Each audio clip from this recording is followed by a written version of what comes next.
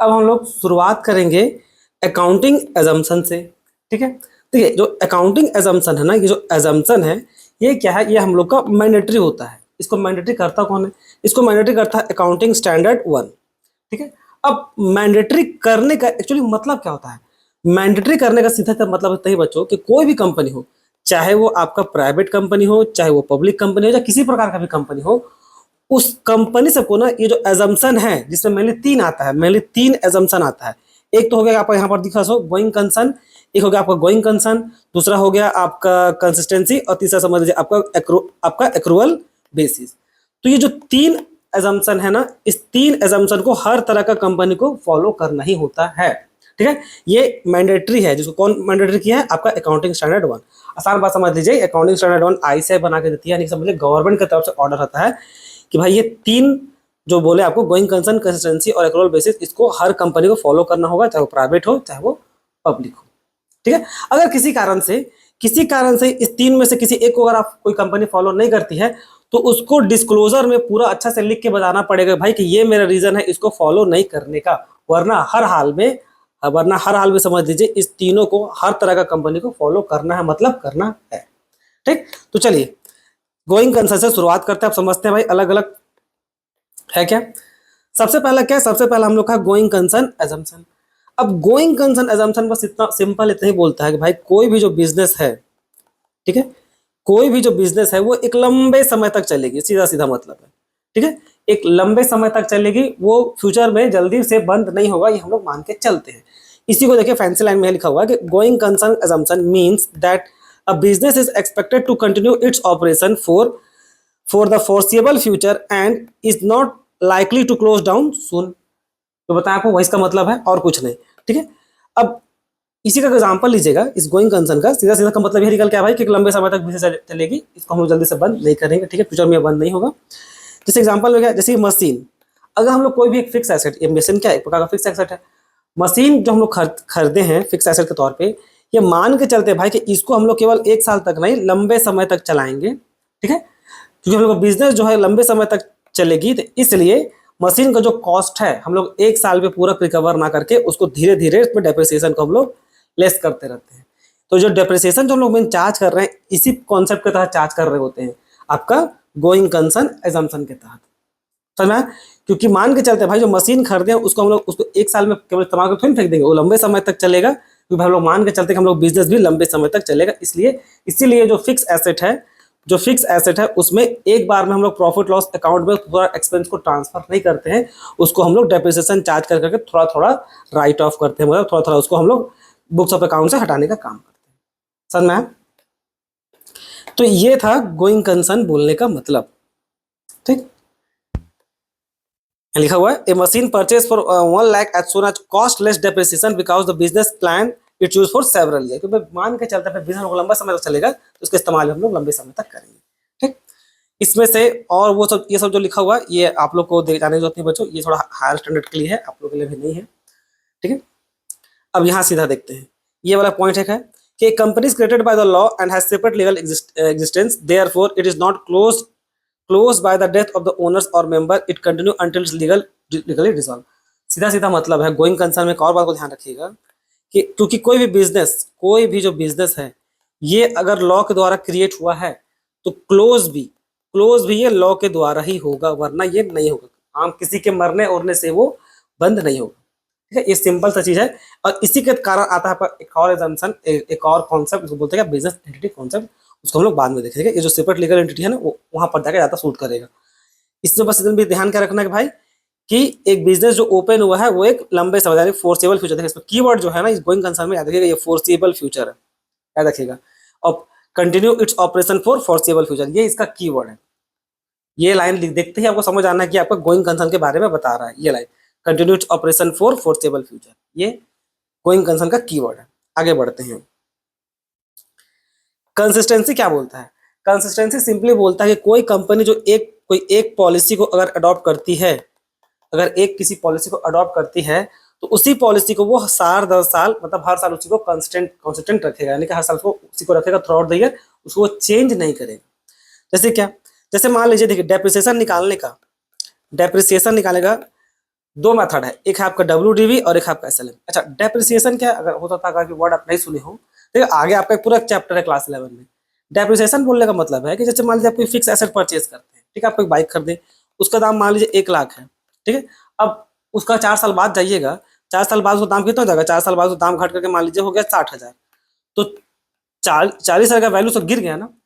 पहले मान लीजिए आज खरीदे थे, 4 साल बाद उसका वैल्यू कितना हो गया? 60,000, यानी कि 40,000 का वैल्यू उसका कम पड़ गया। तो ये जो 40,000 का वैल्यू जो कम पड़ गया ना, जो लॉस हो गया, इसी को बोलते हैं क्या हम लोग? डेप्रिसिएशन। समझना है? इसको क्या बोलते हैं? डेप्रिसिएशन। अब ये 40,000 रुपये निकाले कैसे? भाई ठीक 40,000 होगा, आप अपने मर्जी से कुछ भी नहीं निकाल सकते, एक प्रॉपर टेक्निक है। तो जो टेक्निक है, उसी जो तो तरीका है वो डेप्रिसिएशन का अमाउंट को निकालने का, भाई हाँ 40,000 रुपये का ही लॉस हुआ है, उसी उसी मेथड को बोलते हैं क्या? आपका WD मेथड और एक आपका SLM मेथड। समझ में आया? तो दो तरह का मेथड है। तो मान लीजिए अगर हम लोग एक कंपनी होते और हम लोग कंपनी अगर WDV पॉलिसी को एक्सेप्ट की थी, तो हम लोग को चाहिए भाई 7-10 साल हर साल उसी को ही कंटिन्यू करेंगे। समझना? ये कंसिस्टेंसी, जो कंसिस्टेंसी अजम्पशन है ना, कंसिस्टेंसी अजम्पशन है, यही बोलने का काम करता है कि अगर किसी एक पॉलिसी को आप चूज करते हैं तो उसी को आप 7-10 साल मेंटेन बनाए रखिए। तो एग्जांपल में आपका यही लिखा हुआ है, ठीक है, एक बार पढ़ लेते चलिए। The consistency assumption means that accounting policy methods and practice followed by business should remain the same for one financial year to next। ये लिखा हुआ है, remain same for one financial year to the next, यानी कि next financial year, ये इसका keyword है। Clear? तो कंसिस्टेंसी भी आपका क्लियर हो गया बच्चों, ठीक है। अच्छा, यहां पर देखिए, ये भी आपको जानने की जरूरत है। कब ऐसा क्या मान लीजिए हम लोग WDV पॉलिसी चूज किए, तो क्या हम लोग हमेशा WDV करेंगे? क्या ऐसा कभी भी नहीं हो सकता किसी भी कारण से कि हम लोग WDV को चेंज करके हम लोग SLM में चले जाए? नहीं, ऐसा नहीं है। कुछ कारण से आप WD से SLM में भी जा सकते हैं। अब वो 3 कारण हो जाए, क्या है? एक, अगर लॉ परमिट कर दे, तो अगर आपको लॉ परमिशन दे दे, ठीक है, आप चेंज कर लीजिए तब। दूसरा, अगर वो चेंज जो है आपका जो जो चेंज है वो जरूरी हो, ठीक है, वो जो चेंज है वो अकाउंटिंग स्टैंडर्ड के तहत आता हो और उस चेंज को करना आपको जरूरी पड़ रहा हो, इस कारण से आपको बताना पड़ेगा क्यों। अब तीसरा ये है कि जो चेंज कीजिएगा वो आपका प्रीवियस वाला से, जो चेंज का जो आप नया ला रहे हैं वो प्रीवियस से बेटर होना चाहिए, तब आपको फिर चेंज करने का इजाजत देगा। और बेटर होने के साथ साथ क्या होगा, वो आपका जो बुक्स ऑफ अकाउंट जो बनाया, जो फाइनेंशियल स्टेटमेंट बनाया ना, वो उसको ट्रू और फेयर, यानी कि सही से करेक्ट दिखाए पब्लिक को, भाई आप किसी प्रकार का चीटिंग नहीं की। तो ये 3 कारण से आप उसको चेंज कर सकते हैं। समझ? एक, जब अगर परमिट करे तब। दूसरा, अकाउंटिंग स्टैंडर्ड में वो ऐसा जिक्र हो, ठीक है, जिक्र हो वो जो चीज आप बोल रहे हैं सो। और तीसरा, आप जो ला रहे हैं वो पिछला वाला से बेटर होना चाहिए, तब आपको परमिट किया जाएगा भाई कि हाँ आप अपना पॉलिसी जो को आप सालों से WD चला रहे थे, अब अगर SLM में आना चाहते हैं, तो ये सब कारण से आपको हो सकता है। हाँ, इसमें ये दोनों कारण देखिए सिमिलर टाइप का ही है, यहाँ पर लिखने में सब मिस्टेक हो गया, सिमिलर कारण है। एक होता है क्या है कि अगर आप WDB से SLM में जा रहे हैं ना, तो तीसरा कारण आपका ये होगा कि आपको पब्लिक को बताना पड़ेगा, पब्लिक को डिस्क्लोजर देना पड़ेगा। समझ में? ये दोनों पॉइंट एक्चुअली एक साथ मर्ज हो जाएगा, एक ही बात है, चाहे गवर्नमेंट अलाउ करे चाहे अकाउंटिंग फंड अलाउ करे, सेम बात है। दूसरा पॉइंट तो आपको बता देगा भाई प्रीवियस से बेटर चाहिए। तीसरा ये है कि पब्लिक को आपको एक डिस्क्लोजर नोट में बताना पड़ेगा कि भाई हम अपना मेथड को WDB से SLM में लेके गए, ठीक है। इसको हम बाद में नोट्स पर ठीक कर देंगे, अभी के लिए बच्चों बस समझ लीजिए ये दोनों पॉइंट एक ही बात बोल रहा है, ठीक है। तो पहला पॉइंट ये था कि लॉ परमिट करे, दूसरा कि आपका जो चेंज है वो प्रीवियस जो जो नया वाला ओल्ड वाला से बेटर होना चाहिए, और तीसरा ये कि भाई आपको पब्लिक को डिस्क्लोज करना पड़ेगा अपना बुक्स ऑफ अकाउंट्स में कि हम WD से SLM में शिफ्ट किए। क्लियर? आगे बढ़ते हैं। Accrual assumption. एक्रूवल एजम्पशन क्या बोलता है? एक्रूवल एजम्पशन बोलता है भाई कि जो ट्रांजेक्शन जब हुआ है उसका रिकॉर्डिंग उसी समय होगा, ठीक है। एक्रूवल बेस ये बोलता है कि जब वो ट्रांजेक्शन जिस समय इंकर्ड हुआ है उसी समय करेंगे। जैसे क्या, मान लीजिए हम लोग सेल किए हैं 1 अप्रैल को, 1 अप्रैल का सेल किए, कितना का? 5,000 का, ठीक है। उसका वो पेमेंट किया हम लोग का 10 अप्रैल को, ठीक है। पेमेंट रिसीव कब किया हम लोग? 10 अप्रैल को, कितना? 5,000 का। तो अब सवाल है भाई बुक्स ऑफ अकाउंट्स पर रिकॉर्डिंग कब करें, 1 अप्रैल को करें कि 10 अप्रैल को करें? तो एक्रूवल एजम्पशन ये बोलने काम करता है कि जब आपका वो ट्रांजेक्शन इंकर्ड हुआ, जिस समय वो ऑकर हुआ या इंकर्ड हुआ, आपको उसी डेट पे रिकॉर्डिंग करना पड़ेगा, यानी कि 1 अप्रैल को ही आपको रिकॉर्डिंग करना चाहिए। अब पैसा कब मिला वो मत देखिए, पेमेंट कब मिला वो मत देखिए, ये एक्रूअल एजम्पशन हम लोग का बोलने का काम करता है। ठीक है, तो ये हो गया बच्चों क्या आपका एक्रूअल बेसिस का एक्रूअल एजम्पशन। ठीक है, जिसमें क्या हम लोग ये देखते हैं कि भाई वो ट्रांजेक्शन कब इंकर्ड या ऑकर हुआ उसी दिन वो रिकॉर्डिंग होगा। पेमेंट का हम लोग भरोसा नहीं, पेमेंट का हम लोग इंतजार नहीं करते। देखिए देखा जाए बच्चों तो जो बिजनेस है ना वो चलती है क्या ट्रस्ट के दम पे, वो ट्रस्ट के दम पे चलती है। वो पेमेंट का वेट नहीं करता है, मान के चलते हैं भाई बिजनेस में वो पेमेंट कर ही देगा। ठीक है, तो जनरली ये लॉजिक है भाई, जिस समय इंकर्ड हो गया ना तो उस समय कीजिए ताकि आपका बुक्स ऑफ अकाउंट्स साफ साफ आपको पता चले कि किस मंथ में कितना कितना का सेल क्लियर दिख रहा है। ठीक है, ये पेमेंट का पेमेंट कभी भी डिले हो सकता है ना। आप सेल किए जनवरी में, एक सेकंड सोच के देखिए ना, टीवी सब या इलेक्ट्रॉनिक सामान सबसे अधिक बिकता है कब? दुर्गा पूजा में। ठीक है, अब अगर पेमेंट का ही अगर जिक्र करने लगे तो मान लीजिए दुर्गा पूजा जनरली अक्टूबर को रहता है। ठीक है, दुर्गा पूजा या दिवाली मान लीजिए अक्टूबर को रहता है। अब सारा सेल इस मंथ में हुआ है लेकिन पेमेंट मान लीजिए दिसंबर में हुआ है, तो भाई अगर आप देखिएगा, अब रिकॉर्डिंग कर दिए कि सारा सेल दिसंबर में आपको दिखने लगेगा, तो आप मान के चलेंगे क्या भाई कि अधिकतर सेल आपको दिसंबर में दिखेगा, अक्टूबर में नहीं दिख रहा। कब दिख रहा है आपको? दिसंबर में दिख रहा है।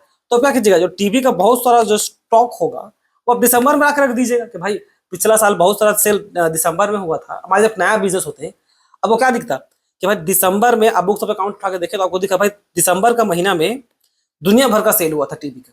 तो आप तो बोलेगा ठीक है यार दिसंबर का मंथ में काम करेंगे, बहुत सारा टीवी का स्टॉक मंगा के रख लेंगे ताकि बेच सके। तो लेकिन दुर्गा पूजा तो अक्टूबर में है ना, दुर्गा पेमेंट आपको दिसंबर में हुआ था। अगर आप इस डेट पे रिकॉर्डिंग मार दीजिएगा, इस डेट पे रिकॉर्डिंग कीजिएगा भाई, तो दुर्गा पूजा आप क्या कंफ्यूज होगा भाई, अरे दुर्गा पूजा तो अक्टूबर में था लेकिन आप अपना बुक्स में दिसंबर में दिखा दिए और स्टॉक दिसंबर में मंगा दिया, तो दुर्गा पूजा पार हो जाएगा और एक भी टीवी नहीं बेच पाइएगा। तो सोच के देखिए थोड़ा सा, तो क्या लगेगा भाई लॉजिकल यही है भाई, जिस डेट पे सेल हो गया है उस डेट पे ही आप उसको रिकॉर्डिंग कीजिए, जो ट्रांजेक्शन ऑकर हुआ उस दिन पे। ठीक है? पेमेंट का इंतजार नहीं कीजिए, ये बोलता है आपका एक्रूअल बेसिस। क्लियर है बच्चों? चलिए थोड़ा सा पढ़ लेते हैं जो आपको बताएं। देखिए accrual assumption state that income and expense are recorded when they are earn और इनकर्ड। समझ में आया? हम लोग उसका when, not when cash is actually receive, cash का हम लोग इंतजार नहीं करते। ठीक है, जैसे देखिए एग्जांपल भी जरूरी है। ये वाला एग्जांपल तो आपको बता दिया गुड्स वर्थ वाला। अब देखिए दूसरा एग्जांपल था वो भी बहुत अच्छा एग्जांपल है, ये आउटस्टैंडिंग सैलरी वाला। ये एग्जांपल बहुत अच्छा है। अब इसमें देखिए आपका एक वर्कर था जिसका आपको मान लीजिए पेमेंट करना था 1 अप्रैल से लेके 30 अप्रैल तक का। कब पेमेंट करते हैं उसको? आप 1 मई को पेमेंट करते हैं। ठीक है, मतलब उस मंथ का, तो मान लीजिए उसका 10,000 का सैलरी है। मान लीजिए उस बेचारे का 10,000 सैलरी है, चलिए वो कम लग रहा है, 1 लाख का उसका सैलरी है। अब क्या है कि किसी कारण से उसका फुल पेमेंट नहीं किए, बोले भाई थोड़ा सा पैसा का दिक्कत है, काम कर अभी तू 80 रख और 20,000 जो है इसको तुम ले लेना कब? अगला महीना, यानी कि मई का सैलरी में, मई का सैलरी में तुम उसको ले लेना, मई का सैलरी में उसको तुम ले लेना। अब देखा जाए तो अब ये जो जो वर्कर काम किया था उसको आप सैलरी इस मंथ का दिखा दे रहे हैं ना, तो ऐसा थोड़ी ना कि अगला महीना में आप दिखाइएगा खर्चा कि भाई मेरा मई का मतलब कि उसको सैलरी आप 1,20,000 दिए, आपको लगेगा नहीं यार उसको 1 लाख का तो सैलरी है, उसको अब 1,20,000 किससे पेमेंट कर रहे हैं। तो इसीलिए क्या है भाई, ये जो 20,000 जो है भले पेमेंट इसका मई में हुआ है, पेमेंट इसका मई का मंथ में हुआ है, बट ये पेमेंट सही मायने में किसका है? अप्रैल का है ना। तो अप्रैल का महीना में ही आप पूरा का पूरा दिखाइए कि पेमेंट किए कितना का उस वर्कर को पेमेंट किया गया भाई टोटल मान लीजिए 1 लाख का। ठीक है, और जो इस 1 लाख में मान लीजिए टोटल सैलरी 1 लाख है, तो 80,000 का फुल मतलब पेमेंट किया गया लेकिन पेड है, और 20,000 जो क्या है उसको हम लोग आउटस्टैंडिंग के तौर पर रख लेंगे, हाँ इतना पेमेंट अभी नहीं किए हैं। समझ में आया? तो ये है बच्चों लॉजिक। ठीक है, अब अब ये क्या है, यहाँ पर देखिए एमसीक्यू में पूछ सकता है एक्रूअल बेसिस जो एजम्पशन है वो मैचिंग प्रिंसिपल से मैच खाता है। अब मैचिंग प्रिंसिपल क्या होता है, जब वो मैचिंग प्रिंसिपल आएगा तब देख लेंगे। ठीक है, बस इसको याद रखिएगा, एमसीक्यू में पूछ सकता है कि accrual basis assumption mainly matching principal से मैच खाता है, मैच नहीं खाता मतलब वो उससे रिलेटेड है। ठीक, और जो एग्जाम्पल जो बता दिए क्रेडिट सेल वाला और आउटस्टैंडिंग सैलरी, ये भी आपके इंपॉर्टेंट था, तो ये भी हो गया। अच्छा, एक्रूअल बेसिस को हम लोग कब अप्लाई करेंगे? एक्रूअल बेसिस के साथ साथ एक और तरीका होता है बुक्स ऑफ अकाउंट्स में रिकॉर्डिंग करने का, उसको क्या बोलते हैं? Cash basis accounting. यानी जब कोई कंपनी कैश बेसिस ही करती होगी तब उसके लिए रिकॉर्डिंग, जैसे जो एग्जांपल दिए थे यहाँ पर, चला एग्जांपल हट गया, ये एग्जांपल दिए थे ना कि 1 अप्रैल को पेमेंट किए थे। ठीक है, 1 अप्रैल को सेल किए थे कितना का? 5,000 का, और उसका पेमेंट कब मिला था हम लोग को? 10 अप्रैल को। तो एक्रूअल बेसिस बोलता है भाई कि रिकॉर्डिंग 1 अप्रैल को होगा, रीसेंट सेल हुआ उसी दिन, और कैश बेसिस अकाउंटिंग बोलता है भाई पेमेंट कब मिला, पैसा कब मिला? 10 अप्रैल को मिला ना, तो रिकॉर्डिंग आपका 10 10 अप्रैल को होगा, बस दोनों में अंतर यही है। एक्रूअल बेस बोलता है, एक्रूअल बेसिस बोलता है कि भाई रिकॉर्डिंग जो है, एक्रूअल बेसिस बोलता है अकॉर्डिंग रिकॉर्डिंग जो 1 अप्रैल को होगा, ठीक, जिस दिन सेल हुआ। और कैश बेस बोलता है भाई 10 अप्रैल को वो होगा, बस इतने का अंतर है और कुछ नहीं। चलिए ये भी हो गया। अब यहाँ से देखिए लगातार और अलग अलग कॉन्सेप्ट है। सबसे पहला कॉन्सेप्ट क्या है आपका, business entity concept. Business entity concept हम लोग को ये बोलता है कि जो ओनर है, जो ओनर है और जो इसका जो बिजनेस है, लॉ का नजर में दोनों सेपरेट एंटिटी है, दोनों अलग अलग पर्सन है, एंटिटी है। इस लॉ, गवर्नमेंट एंड लॉ का नजर में ये एक अलग पर्सन है और ये एक अलग पर्सन है। इसका अपना पैन कार्ड है, इसका अपना पैन कार्ड है, ठीक है। तो ये दोनों को हम लोग अलग अलग सेपरेट ट्रीट करते हैं, जिसमें कॉन्सेप्ट क्या आता है आपका, बिजनेस एंटिटी कॉन्सेप्ट। समझ में आया?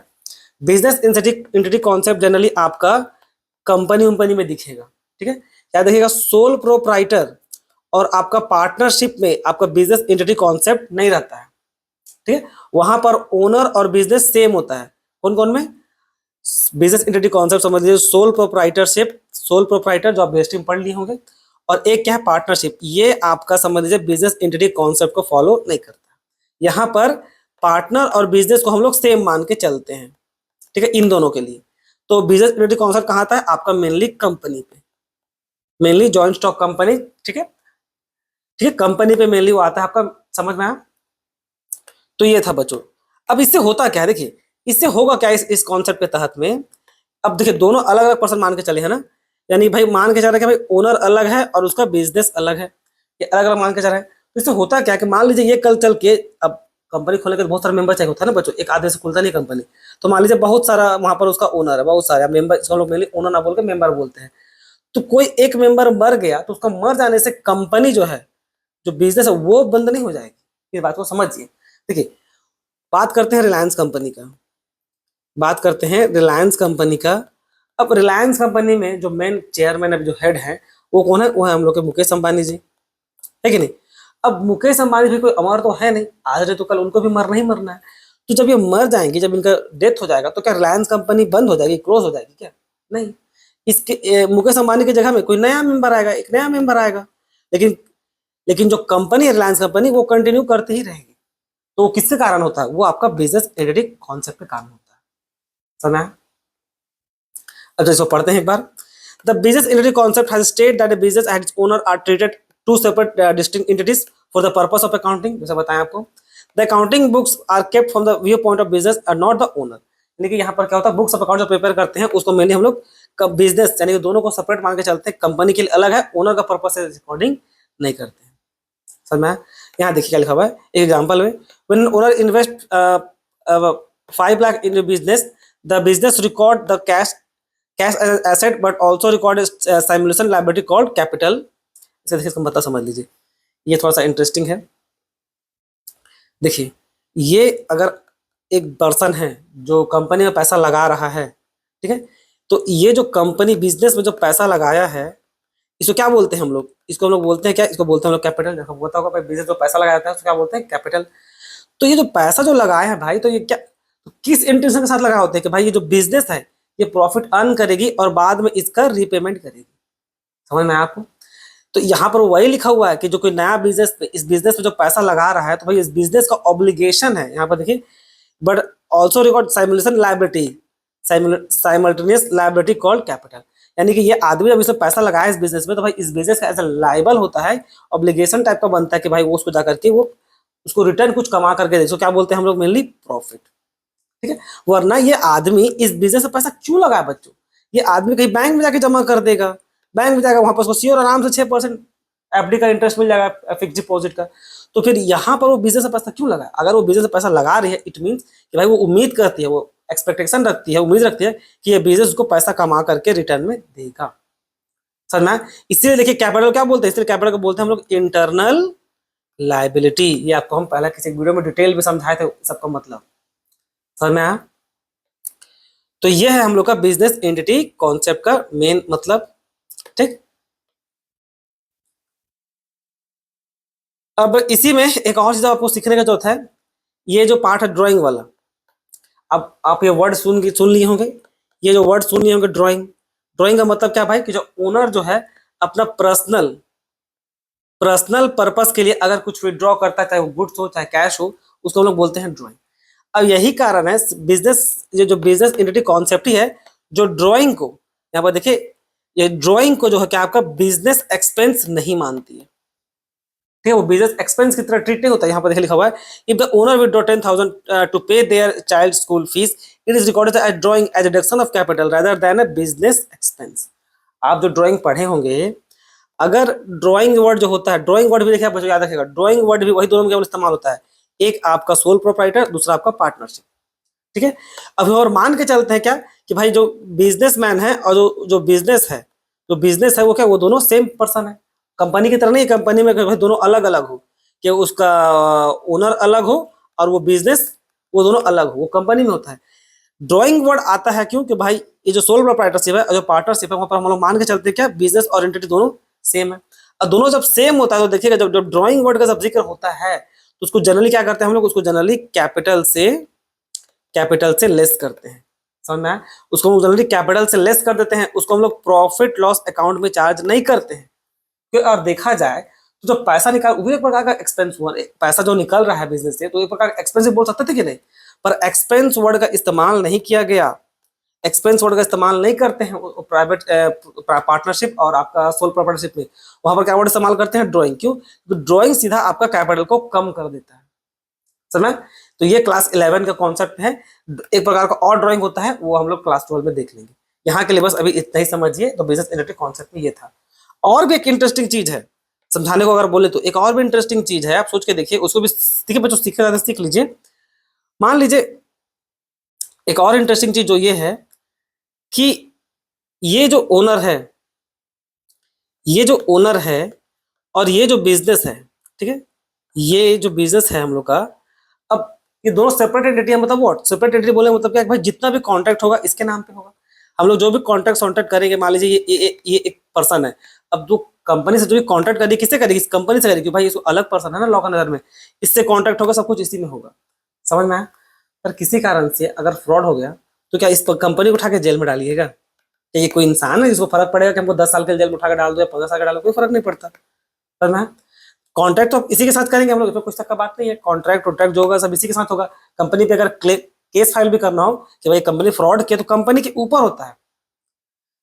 तो माफ कीजिएगा, तो उस केस में क्या होगा, अगर ये फ्रॉड का जब केस होता है ना, जब फ्रॉड का जब केस आ जाएगा ना बच्चों, तो ये जो नियम है कंपनी में कि भाई ओनर और उसका बिजनेस ये दोनों सेपरेट एंटिटी है, ये नियम को हटा दिया जाता है। फिर उस केस में उस ओनर को जेल में डाला जाएगा जो फ्रॉड की है। उस केस में वो ये बोल के नहीं बच सकता कि फ्रॉड तो कंपनी की है, हम तो कुछ किए नहीं है, तो कंपनी को उठा के जेल में डाल दीजिए। तो वहां पर ये लॉजिक आप नहीं दे सकते, ठीक है? ये फ्रॉड करने वाला ये आदमी है, ये कंपनी नहीं है। तो उस केस में इस नियम को हटा दिया जाता है, बिजनेस एंटिटी कॉन्सेप्ट को, समझ में आया? तो इसमें इतना काफी बच्चों, और ज्यादा डिटेल में नहीं जाएंगे। फिर आता है क्या हम लोग का मनी मेजरमेंट कॉन्सेप्ट। अब मनी मेजरमेंट कॉन्सेप्ट क्या बोलता है? मनी मेजरमेंट कॉन्सेप्ट सीधा सीधा बस इतना ही बोलता है भाई कि हम लोग जो बुक्स ऑफ अकाउंट में जो रिकॉर्डिंग करेंगे, ट्रांजेक्शन का जो रिकॉर्डिंग करेंगे ना, वो उसका मॉनेटरी टर्म में होना चाहिए। अच्छा वो भले रुपीज डॉलर को भी हो, लेकिन वो पैसा के टर्म में होना चाहिए, ठीक है? तभी वो हम लोग का बुक्स ऑफ अकाउंट्स में रिकॉर्ड होगा, वरना रिकॉर्ड नहीं होगा। जैसे क्या रिकॉर्ड नहीं होगा? जैसे कि आपका स्किल हो गया, ऑनेस्टी हो गया, एक्सपीरियंस ऑफ एम्प्लॉय, ये सब बिजनेस में हम लोग रिकॉर्ड नहीं करते हैं। तो मैं सीधा जब हम लोग गुड्स बेचे, उसको वर्थ कितना था, 2 लाख का, तो ये आपका 2 लाख सीधा बुक्स ऑफ अकाउंट में रिकॉर्ड होगा। आपका काइंडनेस हो गया, लव हो गया, ऑनेस्टी हो गया, ये सब बुक्स ऑफ अकाउंट में रिकॉर्डिंग नहीं होता है। Clear? Example, company has excellent reputation and skill employ. एक कंपनी के पास मान लीजिए बहुत अच्छा उसका रेपुटेशन है, बहुत स्किल एम्प्लॉय है, but this are not shown in the books. और जो बैलेंस शीट बनाते हैं उसमें लोग कहीं ये नहीं दिखाते कि भाई मेरा कंपनी का जो एक्सपीरियंस है, जो रेपुटेशन है, जो स्किल्ड है, वो हम लोग का 1 लाख के बराबर है। वो ऐसा हम लोग कभी नहीं दिखाते हैं, समझ में आया? अब आगे बढ़ते हैं बच्चों, अकाउंटिंग पीरियड कॉन्सेप्ट। अब अकाउंटिंग पीरियड कॉन्सेप्ट क्या बोलता है? अकाउंटिंग पीरियड कॉन्सेप्ट बोलता है कि भाई जो लाइफ ऑफ बिजनेस है, उसको हम लोग time, life of business is divided into specific time periods, उसको क्या बोलते हैं हम लोग, usually 1 year for financial reporting and result. यानी कि जो बुक्स ऑफ अकाउंट बनाएंगे, यानी कि जो फाइनेंशियल स्टेटमेंट बना रहे हैं, फाइनेंशियल रिपोर्टिंग जो कर रहे हैं, ठीक है, वो हम लोग एक एक साल में करेंगे, 1 ईयर में करेंगे, ठीक है? 12-12 महीने का वो रहना चाहिए, समझ? अब एक बात ध्यान रखिएगा, अब वो सिंपली बोलता है कि 12 महीना का होना चाहिए, वो ये कभी नहीं बोलता है कि वो जो बुक्स ऑफ अकाउंट जो हम लोग का पीरियड होगा वो हम लोग का 1 अप्रैल से लेकर के 31 मार्च होगा, ये वो कभी नहीं बोलता है। वो बस बोलता है कि 12 महीना का वो होना चाहिए, यानी कि 1 साल का वो यूजुअली होना चाहिए। पूरा आपका बुक्स ऑफ अकाउंट्स का जो रिपोर्ट करने का जो पीरियड है वो आपका 1 साल का होना चाहिए। भाई आपको पूरा हिसाब किताब लिखे पूरा गवर्नमेंट को, यानी कि जो रजिस्ट्रार होता है ना उसको बताना होता है कि भाई कि ये हम साल भर में इतना बिजनेस किए, इतना नहीं किए, इस टाइप का। तो वो 1 साल का रहता है, 12 महीने का। वो यहाँ पर ये जिक्र कभी नहीं किया है कि 1 अप्रैल से 31 मार्च हो। अब बोला होगा सर अगर ऐसा नहीं है तो हम लोग हमेशा इसी क्या क्यों लेते थे? किसी किसी बुक में देखिए बच्चों, वो 1 जनवरी से लेकर के 31 दिसंबर तक का भी दिया रहता है, किसी किसी बुक में देखने को मिल जाएगा। तो क्या ये गलत है?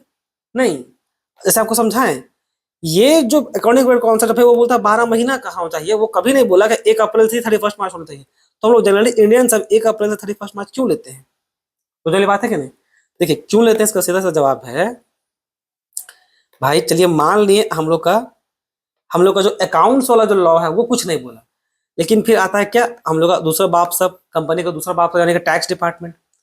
अब टैक्स डिपार्टमेंट तो साफ बोलता है भाई कि आप पैसा जब तक कमाओ कोई फर्क नहीं पड़ता, आपका अकाउंट जैसा रिपोर्ट करना आप कीजिए, आपको भाई बुक 1 जनवरी से लेकर 31 दिसंबर रखना रख लीजिए, वो कोई दिक्कत है। लेकिन हम जो हिसाब किताब करेंगे आपका कमाने का, वो किस हिसाब किताब होगा हम लोग का 1 अप्रैल से लेकर 31 मार्च तक। अब इनकम टैक्स डिपार्टमेंट ऐसे बोलता है भाई कि हम आपका बुक्स ऑफ अकाउंट तो एक अप्रैल से लेकर 31 मार्च का ही मांगेंगे। तो अब फिर कोई कुछ नहीं पालेगा भाई कि एक जनवरी से लेकर 31 दिसंबर मेंटेन करे, फिर 1 अप्रैल से 31 मार्च का मेंटेन करे, तो कॉम्प्लिकेटेड कंफ्यूजन होगा ना, फालतू कंफ्यूजन क्यों पढ़ना। तो इनकम टैक्स डिपार्टमेंट सब बोलता है तो ठीक है भाई, हम लोग इसी को ही लेके चलते हैं अकाउंट्स में भी, ताकि हम लोग का अच्छा से सुविधा हो कैलकुलेट करने में, ठीक है, टैक्स में भी सुविधा हो कैलकुलेट करने में, ताकि हिसाब किताब प्रॉपर बना रहे। तो ये कारण है बच्चों मेनली, ठीक है। तो ये वो क्लियर हो गया होगा। फिर आता है क्या हम लोग का कॉस्ट कॉन्सेप्ट, इसी को बहुत बार हम लोग हिस्टोरिकल कॉस्ट कॉन्सेप्ट बोलते हैं। हिस्टोरिकल कॉस्ट कॉन्सेप्ट बस सिंपली इतना बोलता है कि जो भी आप फिक्स एसेट, ये नीचे बार बार क्यों चल जा रहा है, जो भी आप फिक्स एसेट परचेज करके लाए हैं उसको हम लोग उसका ओरिजिनल कॉस्ट पे रिकॉर्ड करेंगे, ओरिजिनल कॉस्ट पे उसका रिकॉर्डिंग होगा। एक बात तो बोलता है वो ये, ठीक है। तो उसी को पहले देख लेते हैं, देख लिखा हुआ होगा the cost concept often called historical cost concept state and asset must be recorded in the books of account that exact price पे टू द एक्वायर्ड। ये जितना हम लोग उसको पे किया पाने के लिए उतना हम लोग उसको रिकॉर्ड करेंगे, यानी कि जितना भी उसको कॉस्ट मतलब जितना कॉस्ट लगा है उतना कॉस्ट पे वो रिकॉर्डिंग होगा, ठीक है। अब इंटरेस्टिंग इसमें एक और चीज लिखा हुआ क्या, exact price paid to acquire it, the price include the purchase of cost as well as any additional expense incur for transportation installation and making any asset for the use. अब इसका क्या मतलब है, देखिए एक आम आदमी के लिए क्या होगा, मान लीजिए हम लोग एक कंपनी है जो हम लोग एक खरीदने गए क्या मशीन, ठीक है। इस मशीन का कीमत था कितना, 10 लाख रुपया, हम लोग पे कर दिए। इस मशीन को लाए घर तो लगा डिलीवरी चार्ज, डिलीवरी चार्ज वाला थोड़ा ज्यादा लिया, कितना ले लिया 10,000, मान लीजिए 10,000 वो ले लिया। फिर ये मशीन में भाई पूरा उसको इंस्टॉलेशन का मान लीजिए कंपनी में रखने के लिए पूरा घर द्वार लन बनाना पड़ा, ठीक है। उसका इरेक्शन का खर्च आया तो कितना है, वो आया मान लीजिए 5,000। अब मशीन को चलाने के लिए सॉफ्टवेयर भी खरीदना पड़ेगा, हम लोग भले पायरेटेड से डाउनलोड मार रहे थे अपना कंप्यूटर लैपटॉप में, तो वो सब खरीदना पड़ता है, ठीक है। तो मान लीजिए सॉफ्टवेयर खरीदे तो उसका खर्चा आ गया मान लीजिए फिर से 5,000। तो एक आम आदमी से अगर पूछा जाए कि भाई कितना में खरीदे, आप सोचो मान लीजिए कंपनी में लग गया, ये कंपनी था, इस कंपनी में वो मशीन हम लोग लग गया। अब ये एक पर्सन आया चलते फिरते और पूछा भाई एक मशीन कितना में, तो एक आम आदमी बोला भाई कि उसको तो हम 1 लाख में खरीदे थे, सॉरी 10 लाख में खरीदे, 10 लाख में इस मशीन को खरीदे थे। बट हम लोग का अकाउंट्स बोलता है भाई कि ये मशीन को आपको बिजनेस में लाने तक जितना खर्चा आएगा, यानी कि जब तक उसको फर्स्ट टाइम यानी कि first time put to use पे ना ले आए, ठीक है। कौन सा वर्ड इस्तेमाल किया जाता है आपका, पुट टू यूज, या फिर एक और वर्ड इस्तेमाल होता है उसको हम लोग बोलते हैं क्या, रेडी टू यूज। जब तक ये दो वर्ड दोनों का मतलब सेम है, जब तक यहां तक ना आ जाए जितना खर्चा उस पर लगेगा ना सबको जोड़ेंगे। तो उस हिसाब से देखा जाए तो इधर हो गया आपका 10 लाख, 10,000, 5,000 और 5,000, यानी कि टोटल कितना होगा खर्चा, 10,20,000 का वो मशीन कहलाएगा। ये भी आपका हिस्टोरिकल कॉस्ट कॉन्सेप्ट यही बोलने का काम करता है कि भाई एडिशनल एक्सपेंस जितना आएगा उन सब को हम लोग उसमें जोड़ करके बताएंगे, समझ। तो ये है बच्चों हिस्टोरिकल कॉस्ट कॉन्सेप्ट बोलने का मतलब। और याद रखिएगा हिस्टोरिकल कॉस्ट कॉन्सेप्ट यही बोलता है कि हमेशा हम लोग ओरिजिनल कॉस्ट पे बुक्स ऑफ रिकॉर्डिंग करेंगे, एग्जैक्ट प्राइस में जितना भी हम लोग उसे खरीदे थे वो। तो ये था यहाँ पर नोट में क्या लिखा हुआ है, any expenditure incurred before machine is ready to use और is consider capital expenditure and added to the cost of machine. जो सब बताएं, कोई भी अगर जब तक मशीन को रेडी टू यूज में ले आए ना ले आए, उसमें जो भी खर्चा होगा, जो भी एक्सपेंडिचर होगा, वो हम लोग मान के चलेंगे भाई कि वो मशीन का ही खर्चा था। जैसे वो डिलीवरी चार्ज, वो इंस्टॉलेशन चार्ज, उसको बिल्डिंग को मशीन को बिल्डिंग में लगाने का खर्चा, इरेक्शन चार्ज, ये सब समझ में आया। आगे बढ़ते हैं बच्चों। फिर क्या है, ड्यूअल एस्पेक्ट कॉन्सेप्ट, यानी कि ड्यूअल एस्पेक्ट।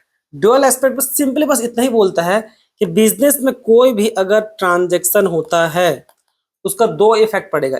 एक बोलेगा क्या आपका डेबिट पे, एक पड़ेगा क्रेडिट में। उसका हमेशा दो इफेक्ट आएगा, एक डेबिट में एक क्रेडिट में। कोई भी ट्रांजेक्शन हो, ठीक है, उसका दो जगह इंपैक्ट में डालेगा। तो वही लिखा हुआ है कि the dual aspect concept state that every single business transaction has two fold effect.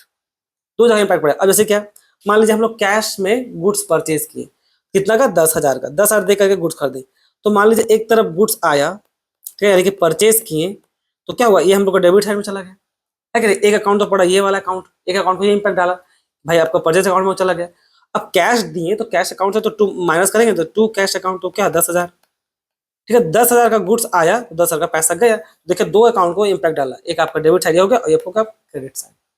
तो ड्यूअल एस्पेक्ट कॉन्सेप्ट यही बोलता है भाई कि कभी भी जब कोई भी बिजनेस का ट्रांजेक्शन होगा, उसका हमेशा दो इंपैक्ट पड़ेगा, एक डेबिट में और दूसरा क्या है, क्रेडिट में। दो अकाउंट को हमेशा इंपैक्ट डालेगा, एक डेबिट साइड को पड़ेगा और दूसरा क्रेडिट साइड को पड़ेगा। समझना है। तो ये है बच्चों इसका एग्जांपल आपका ड्यूअल एस्पेक्ट कॉन्सेप्ट का, ठीक है। इसी में हम लोग एक फॉर्मूला बनाते हैं फंडामेंटल अकाउंटिंग क्वेश्चन का। हम क्या बोलते हैं, assets is equal to liabilities plus capital, ठीक है।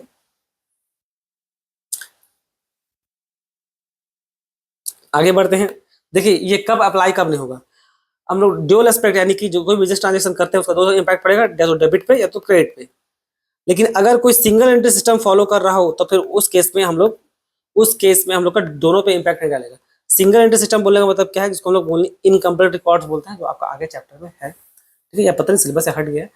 तो जो भी बोले सिंगल रिकॉर्ड, इनकम्प्लीट रिकॉर्ड्स, या फिर बोले उसको सिंगल एंट्री सिस्टम है, फिर आपका ड्यूअल रिकॉर्डिंग नहीं होता है, यानी कि डेबिट और क्रेडिट सिस्टम उसमें फॉलो नहीं होता। उसमें बस एक कॉपी मेंटेन करते हैं, एक कॉपी उसमें बस हम लोग देख लेते हैं। छोटा बिजनेस लोग ऐसा जनरली करता है, ठीक। अब आगे बढ़ते हैं। Matching concept. मैचिंग कॉन्सेप्ट वो कॉन्सेप्ट है जिससे बच्चा लोग को सबसे ज्यादा कंफ्यूजन होता है, ठीक है। अब होता क्या है मैचिंग कॉन्सेप्ट, ठीक है। मैचिंग कॉन्सेप्ट क्या नहीं होता पहले सोच समझ लीजिए। बच्चा लोग जनरली क्या करता है, मान लीजिए वो लोग जो जितना भी सेल किया है ना, वो जो जितना भी कॉस्ट होगा, उस कॉस्ट को बड़ा इक्वल टू करने की कोशिश करता है, क्या, रेवेन्यू का।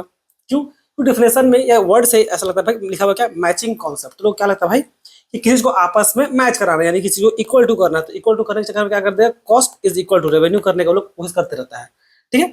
बच्चों ये पूरी तरह से गलत है। आप खुद ही सोच के देखिए, अगर कॉस्ट को बराबर कीजिएगा रेवेन्यू से, तो भाई प्रॉफिट कहाँ चला जाएगा, फिर प्रॉफिट कहाँ जाएगा। हम लोग मेनली बिजनेस प्रॉफिट के लिए तो कर रहे हैं। अब यहाँ पर आप कॉस्ट को इक्वल टू कर रहे हैं रेवेन्यू से, तो पूरी तरह से गलत है ना। तो वाली बात, ये नहीं होता है ये चीज। तो वो होता क्या है, देखिए वो होता क्या है तो समझिए। मैचिंग कॉन्सेप्ट बोलता है कि जितना, सबसे पहले इसको देखिए सिंपली, ये क्या बोलता है कि सबसे पहले first revenue should be recognise. भाई जो भी पैसा आप कमाए उसको हम लोग रिकॉग्नाइज करेंगे, ठीक है। और उसको कमाने के लिए जो भी कॉस्ट लगा है ना, उसको फिर उसको हम लोग उससे उससे फिर मैच करवाने की कोशिश करेंगे। यानी cost incurred for generating that revenue should B match with the same period. यानी कि जिस पीरियड में उसको कमाया गया है, ठीक है, उसको उसी पीरियड कॉस्ट से मैच कराएंगे। पहला बात तो यही है। या तो फिर दूसरा ऐसे बोलिए कि जितना उसको कमाने में या उसको बनाने में जो खर्चा लगा है, उसको केवल उसी कॉस्ट को उसमें कंसिडर किया जाएगा। जैसे क्या, उदाहरण देखिए, एग्जाम्पल आपको क्लैरिटी के साथ समझ में आ जाएगा। देखिए मान लीजिए सिंपली यहाँ पर 100 शर्ट खरीदे थे, ठीक है, नंबर ऑफ शर्ट 100 था, 500 के हिसाब से यहाँ पर देखिए कितना हो गया, वो उसका कॉस्ट टोटल हम लोग कॉस्ट कितना पड़ा, 50,000, 50,000 हम लोग का टोटल कॉस्ट पड़ा है। क्लियर। अब अब इस अब इस 100 शर्ट को, अब इस 100 शर्ट में मान लीजिए 100 शर्ट में थे 80 शर्ट, केवल 80 शर्ट 80 शर्ट को ही केवल बेच पाए हम लोग 1,000 रुपए का रेट से, ठीक है। ऑब्वियसली प्रॉफिट रख के बेचेंगे तभी ना, 500 को 1000 में किए हैं। तो 1,000 के हिसाब से देखा जाए और केवल 80 शर्ट हम लोग सेल किए, हिसाब से क्या, 80 into 1000, 80 into 1000 is equal to 80,000। तो ये क्या हो गया, ये हम लोग हो गया रेवेन्यू, यानी कि जितना भी रेवेन्यू जनरेट किए। अब देखिए वो बोलता क्या है मैचिंग कॉन्सेप्ट, भाई सबसे बोलता भाई पहले आप रेवेन्यू को देखिए, तो भाई रेवेन्यू कितना आपका निकल के आया, भाई रेवेन्यू निकल के आया हम लोग का 80,000। अब इस रेवेन्यू को कमाने के लिए हम लोग कॉस्ट कितना लगा है उससे उसको कंपेयर करना है। मैचिंग करने का मतलब है कि उसको उसी तरह मिलाइए उसी कॉस्ट से। तो बच्चों सोच के देखिए, इस 80,000 में, इस 80,000 में भाई आपका केवल 80 सेट है, 80 सेट है आपका कितना 500 के हिसाब से, ये है ना 80 सेट है, 80 सेट है 500 के हिसाब से, इस हिसाब से कितना हो गया 8 पंचे 40,000, यानी कि 40,000। यानी केवल टोटल कॉस्ट इस 80 को कमाने में जो टोटल कॉस्ट लगा वो कितना आपका 40,000 है। इस हिसाब से यानी कि आप 40,000 माइनस करेंगे तो सही मायने में फिर मेरा प्रॉफिट कितना होना चाहिए 40,000। ये सही तरीका जो मैचिंग कॉन्सेप्ट बोल रहा है भाई कि ऐसे करना होता है।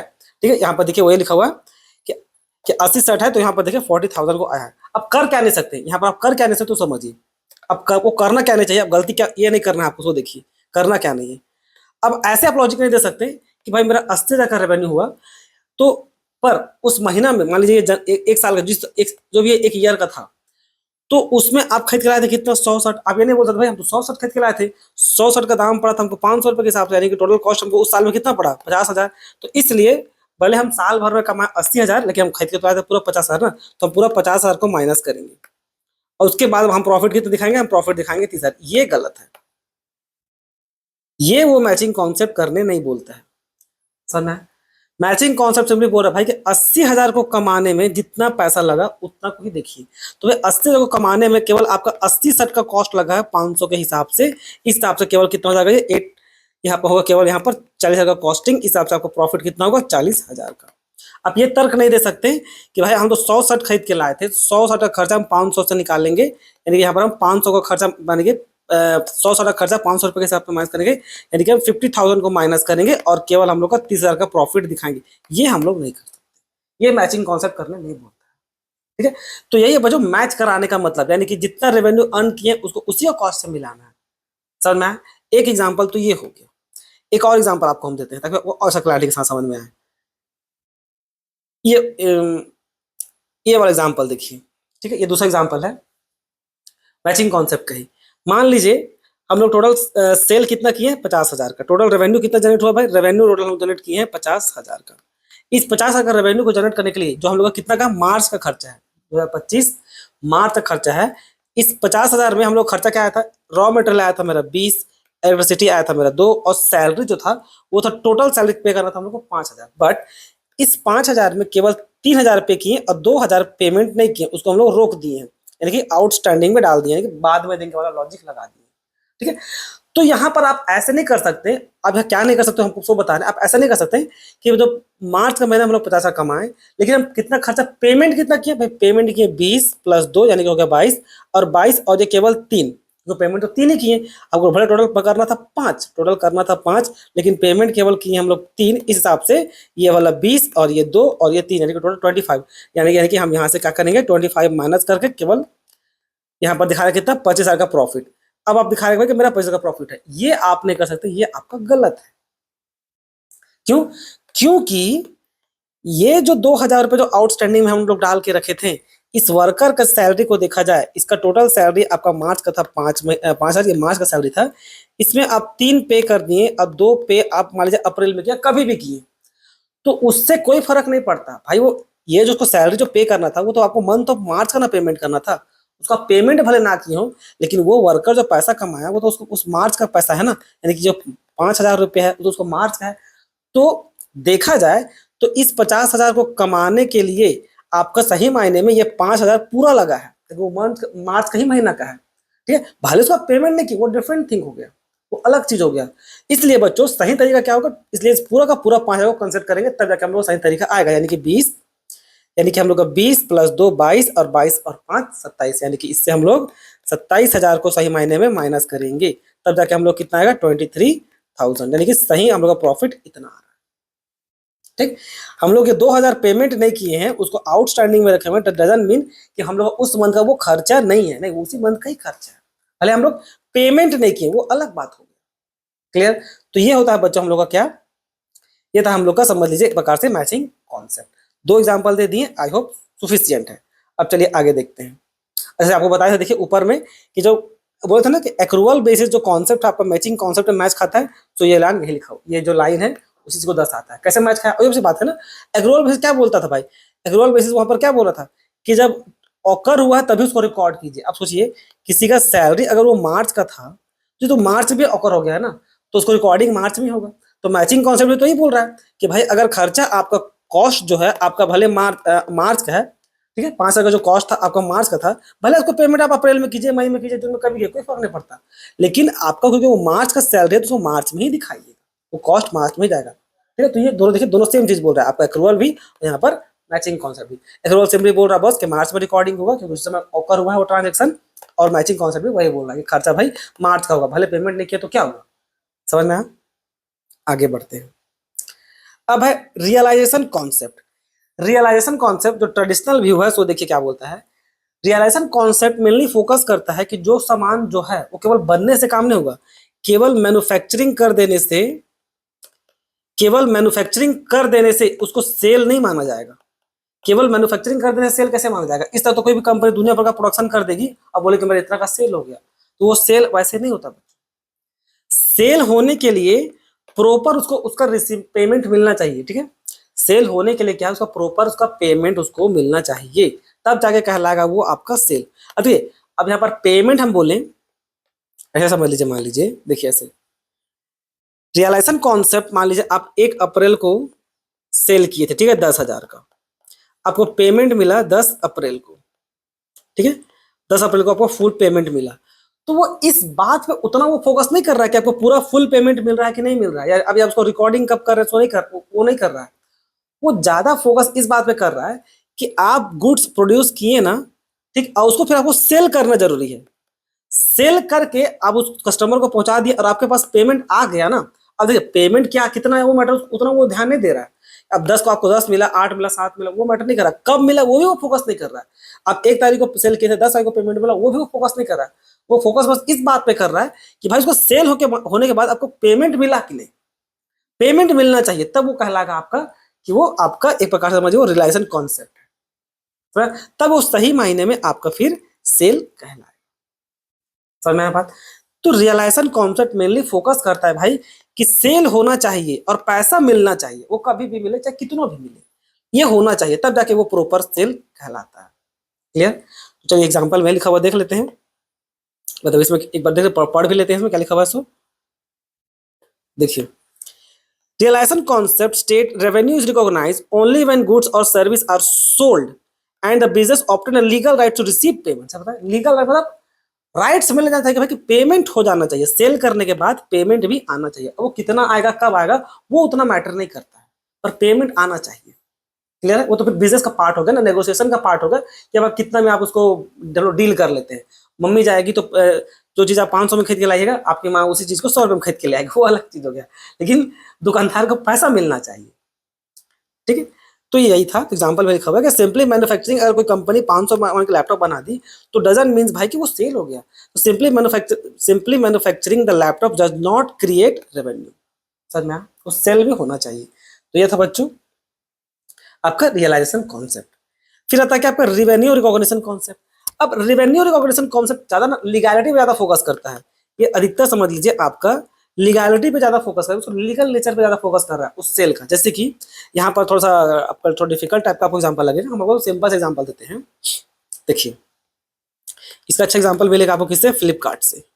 ठीक है, मान लीजिए आप 1 अप्रैल को टीवी सेल किए, 1 अप्रैल को टीवी सेल किए, आप एक सेलर थे, आपको एक ऑर्डर सेल करना था, उस टीवी का कीमत 50,000 था। अब उस टीवी को सेल कर दिए 1 अप्रैल को, अब डिस्पैच कर दिए, अपना बिल्डिंग से निकाल दिए। अब वो 1 तारीख को ऑर्डर आया, अब उसको 1 तारीख को भेज दिए। ठीक है, अब वो टीवी डिलीवर हुआ कब, 10 अप्रैल को। वो कस्टमर को अप्रैल डिलीवर कब हुआ, 10 अप्रैल को। ठीक है, तो जनरली आपको क्या लग रहा होगा कि इस कंडीशन में सर सेल हम लोग का 10 अप्रैल को होगा, कि हम लोग सेल डिलीवर हम लोग का 10 अप्रैल को हुआ है, तो सेल आपको लग रहा होगा भाई ये 10 अप्रैल को होगा। लेकिन नहीं, रेवेन्यू रिकॉग्निशन कॉन्सेप्ट और फर्दर जाती है, उसको पूरा लीगल नेचर को चेक करती है। अब क्या है, फ्लिपकार्ट में एक और ऑप्शन होता है, क्या, रिटर्न का ऑप्शन होता है कि नहीं, रिटर्न पॉलिसी का भी ऑप्शन होता है। अब वो टीवी खरीदने समय आपको बोला गया था कि भाई आप 7 दिन के अंदर रिटर्न करने का आपको परमिशन है, अगर आपको टीवी पसंद नहीं आए तो आप 7 दिन में टीवी वापस कर दीजिएगा। इट मीन्स आपको 10 तारीख को डिलीवर हो, यानी कि आपके पास 17 तारीख तक का टाइम है, 17 अप्रैल तक का समय है कि अगर आपको टीवी पसंद नहीं आता है तो उसको आप रिटर्न कर दीजिए। तो इस कंडीशन में, इस सिनेरियो में ना बच्चों, जो रेवेन्यू जो रिकॉग्नाइज किया जाएगा भाई, उसको मतलब सेल सही मायने में कब मानेंगे? सही मायने में सेल 17 अप्रैल को माना जाएगा। 17 अप्रैल सही डेट है। क्यों? कि भाई अभी भी उसके पास ऑप्शन था कस्टमर के पास कि वो टीवी रिटर्न ना कर दे। तो सही मायने में सेल आपका 17 अप्रैल को होगा। तो जो रेवेन्यू रिकॉग्निशन कॉन्सेप्ट है ना, वो मेनली लीगैलिटी पे ज्यादा फोकस करने का काम करता है। समझ में आया? तो ये था बच्चों एग्जाम्पल। इसका थोड़ा ज्यादा इसमें हार्ड था, इसलिए हम आपको सिंपल सा एग्जाम्पल दिए, वो आपका बेस्ट एग्जाम्पल, टेंशन मत लीजिए, इतना सफिशियंट है। ये भी हो गया। अब आ जाइए यहां से और बहुत important concept, full disclosure concept. Full disclosure concept क्या होता है? देखिए, फुल डिस्क्लोजर कॉन्सेप्ट सिंपली ये बोलने का काम करता है कि कोई भी वो जो ट्रांजेक्शन हुआ है ना, कोई भी जो ट्रांजेक्शन हुआ है, इसको आपको ये जो ट्रांजेक्शन की है ना, अगर ये ट्रांजेक्शन डिसीजन मेकिंग में, अगर किसी भी जो इन्वेस्टर है, ठीक है, जो आउटसाइडर का जो भी है, अगर ये डिसीजन में इंपैक्ट डालता है, ठीक है, अगर ये डिसीजन में इंपैक्ट डालेगा, तो इसको आपको डिस्क्लोज करने का जरूरत है। कोई भी वो बिजनेस ट्रांजेक्शन जो डिसीजन मेकिंग में अगर वो इंपैक्ट डालेगा, तो उस ट्रांजेक्शन को आपको पब्लिक को बताना जरूरी है। ये फुल डिस्क्लोजर कॉन्सेप्ट यही बोलने का काम कर रहा है। क्यों? देखिए, बताना जरूरी इसलिए है कि अगर मान लीजिए कोई इन्वेस्टर है जो पैसा कंपनी में इन्वेस्ट करना चाह रहा है, और सोच के देखिए, आपका कंपनी के ऊपर एक लैंड का लेकर के, ठीक है, इस लैंड का बहुत महंगा कीमत है, बहुत महंगा कीमत है। इस लैंड का कीमत मान लीजिए 80 करोड़ रुपया है, ठीक है, 80 करोड़ टाइप से उसका कीमत है। और इस लैंड का भी डिस्प्यूट चल रहा है, इसका भी ओनरशिप आपके पास है नहीं, उस कंपनी के पास ओनरशिप नहीं है, लेकिन आप अपना एसेट साइड में इस लैंड को दिखा दिए हैं, अपना बैलेंस शीट में, दिखा दिया भाई कि हाँ मेरे पास लैंड है, वो भी 80 करोड़ का है। आपको बैलेंस शीट तो बहुत एकदम भयंकर दिखेगा ना, क्या इसका एसेट तो बहुत तगड़ा है बैलेंस शीट में, जब पता चले भाई इसके पास 80 करोड़ का लैंड है, तो आपको देखा क्या बढ़िया दिख रहा है। अब मान लीजिए किसी कारण से अगर वो आप केस हार गए, तो फिर गया ये बैलेंस शीट से, ये बैलेंस शीट तो फिर निकालना पड़ेगा ना। अब सोचिए कोई इन्वेस्टर ये 80 करोड़ का लैंड देख करके अगर आपका बिजनेस में इन्वेस्ट कर दिया, तो भी फंस जाएगा ना वो बेचारा, वो फंस जाएगा। इस तरह का केस में क्या होता है, कोई भी वो डिसीजन, कोई भी वो ट्रांजेक्शन, समझ लीजिए जो बिजनेस डिसीजन पे इंपैक्ट डालेगा ना, उसको आपको प्रॉपरली डिस्क्लोज करके दिखाना पड़ेगा। ये आपका फुल डिस्क्लोजर कॉन्सेप्ट यही बोलने का काम करता है। समझ में आया? तो चलिए इसको एक बार पढ़ लेते हैं। क्या लिखा हुआ है? The full disclosure concept means a business should provide all important financial information honestly and clearly in its financial statement. जो भी यानी इंपॉर्टेंट फाइनेंशियल इंफॉर्मेशन है, उसको वो क्लियरली अपना फाइनेंशियल स्टेटमेंट में दिखाने का काम करेगा। Any information that may affect the decision of investor, bank, creditors और other user should be disclose in the financial statement और नोट्स टू अकाउंट्स। ये लिखा हुआ भाई कि पूरा वो प्रॉपरली डिस्क्लोज करेगा, आपको बताएं। ठीक, एग्जाम्पल आपको दे ही दिए थे, तो वो सफिशिएंट था। देखिए, कोई भी प्रकार का कंटीजेंट लायबिलिटी होता है ना, उसको हम लोग नोट्स अकाउंट्स में दिखाते हैं। ये हम लोग किसका कॉन्सेप्ट है? ये हम लोग का फुल डिस्क्लोजर कॉन्सेप्ट का है। अच्छा, कब नहीं दिखाते हैं? जब बात आपका मटेरियलिटी कॉन्सेप्ट पे आ जाता है। अब देखते हैं भाई कि यही कॉन्सेप्ट होता क्या है। आपका मटेरियलिटी कॉन्सेप्ट क्या होता है? ठीक है, मटेरियल जो कॉन्सेप्ट है या मटेरियलिटी कॉन्सेप्ट है, ये सिंपली बोलता है कि रुक जाइए, ये थोड़ा कुछ गड़बड़ है। कि अब ये अपना बोलता है अपने हिसाब से कि कोई एसेट है, मान लीजिए हम लोग एक घड़ी खरीदे, वॉच खरीदे, इसका कीमत कितना था? 500, इसका लाइफ है 5 साल का। ये हम लोग अपना कंपनी का बिल्डिंग में टांग देंगे, जो हम लोग को घड़ी टाइम दिखाने का काम करेगा, उसका कीमत भाई 500 था। ठीक है, अब मान लीजिए आपका कंपनी जो है लाखों करोड़ों का कंपनी है, करोड़ों का कंपनी है, दीवार में 500 घड़ी टंगा हुआ है। ठीक, अभी जो 500 का जो घड़ी टंगा हुआ है, अब क्या इसको भी एज ए फिक्स एसेट की तरह दिखाएं कि हम लोग बिल्डिंग में एक वॉच है, देखिए वॉच करके यहाँ पर 500 रुपये अपना बैलेंस शीट में दिखाएं? इस तरह करने जाएंगे तो फिर बहुत सारा एक्सपेंस आ जाएगा। इससे तो भाई समझ लीजिए फिर ये घड़ी हो गया, फिर वहां पर जो अलग अलग स्टेपलर होगा, वो भी तो आपको एक लंबा समय तक चलेगा भाई, वो भी सालों चलता है, स्टेपलर भी सालों चलेगा। वो जो डस्टबिन रखा रहेगा वो भी सालों चलेगा, वो झाड़ू चल सकता है आपका 1 साल से ऊपर, ठीक रहा तो क्या वो सब भी दिखाएंगे? झाड़ू, स्टेपलर, डस्टबिन, ये पंखा वंखा, ये सब भी दिखाएंगे क्या? यही बोलता है मटेरियल कॉन्सेप्ट कि नहीं, ये सब आपको दिखाने का जरूरत नहीं है, ये तो फालतू का चीज है ना। ये जो छोटा मोटा खर्चा है, इस सबको आप उसको उसमें आपको फिक्स एसेट की तरह दिखाने की जरूरत नहीं है। ऐसा नहीं खर्चा को नहीं दिखाए, खर्चा को दिखाना ही पड़ेगा, बस उसको आप फिक्स एसेट की तरह मत दिखाइए। कि भाई देखिए मेरे पास फिक्स एसेट है, मेरे पास झाड़ू है, मेरे पास डस्टबिन है, मेरे पास ये दीवार में टंगा हुआ घड़ी है, वो सब करने की जरूरत नहीं है। वो बोलता है कि जितना भी छोटा मोटा खर्चा था, जैसे आपको बोले कि जितना भी छोटा मोटा खर्चा है, जिसमें आपका आपका ये आपका मान लीजिए आपका झाड़ू आया, आपका वो वॉच आया, आपका डस्टबिन आया, इन सबको एक साथ सीधा सीधा आप उसको एक सन्ड्री एक्सपेंस बोल करके या मिसलेनियस एक्सपेंस बोल के अकाउंट बनाइए, सब उसमें चार्ज कीजिए और खत्म कीजिए। समझ में? तो यही आपका मटेरियल कॉन्सेप्ट बोलने का काम करता है। तो मटेरियल कॉन्सेप्ट सीधा सीधा ये बोल रहा है कि जो मटेरियल फैक्ट है, जो मटेरियल फैक्ट है जिससे आपका बिजनेस पे ज्यादा इम्पैक्ट पड़ेगा, सही मायने में इम्पैक्ट पड़ेगा, उसको डिस्क्लोज कीजिए। जो इमटेरियल फैक्ट है, जो इमटेरियल फैक्ट है, जिससे आपको वो झाड़ू का खर्चा, आपको वो घड़ी का खर्चा, वो डस्टबिन का खर्चा, वो सब आपको फिक्स एसेट की तरह दिखाने की जरूरत नहीं है। उसको सिंपली आप मिसलेनियस एक्सपेंस बोल करके हटा सकते हैं। तो ये होता है बच्चों मटेरियल कॉन्सेप्ट बोलने का मतलब, इसको हम लोग मटेरियलिटी कॉन्सेप्ट बोलते हैं। समझ में आया? तो ये था आपका मटेरियल कॉन्सेप्ट। देखिए यहाँ पर देखिएगा जो लिखा हुआ है ना कि it's allow small expenses to be group under a heading miscellaneous expense, या फिर बोले सन्ड्री एक्सपेंस। जितना भी छोटा छोटा खर्चा है उस सबको मिसलेनियस एक्सपेंस बोल के दिखाइए और इसको सीधा प्रॉफिट लॉस अकाउंट में चार्ज कीजिए और खत्म कीजिए। याद रखिएगा ये आपका जो फुल डिस्क्लोजर कॉन्सेप्ट है, इसका ये एक्सेप्शन है। ठीक है, यानी कि प्रैक्टिकल लिमिट लाता है, यानी कि फुल डिस्क्लोजर कॉन्सेप्ट में जो कमी था उसको ये क्लियर करता है। इसे लिखा होगा it is an act it act as a practical limit on full disclosure concept by ensuring that only important information is disclosed separately। समझ में आया? अच्छा, इसको कब अप्लाई नहीं करना है? देखिए मतलब मटेरियल कॉन्सेप्ट को कब अप्लाई नहीं करना है?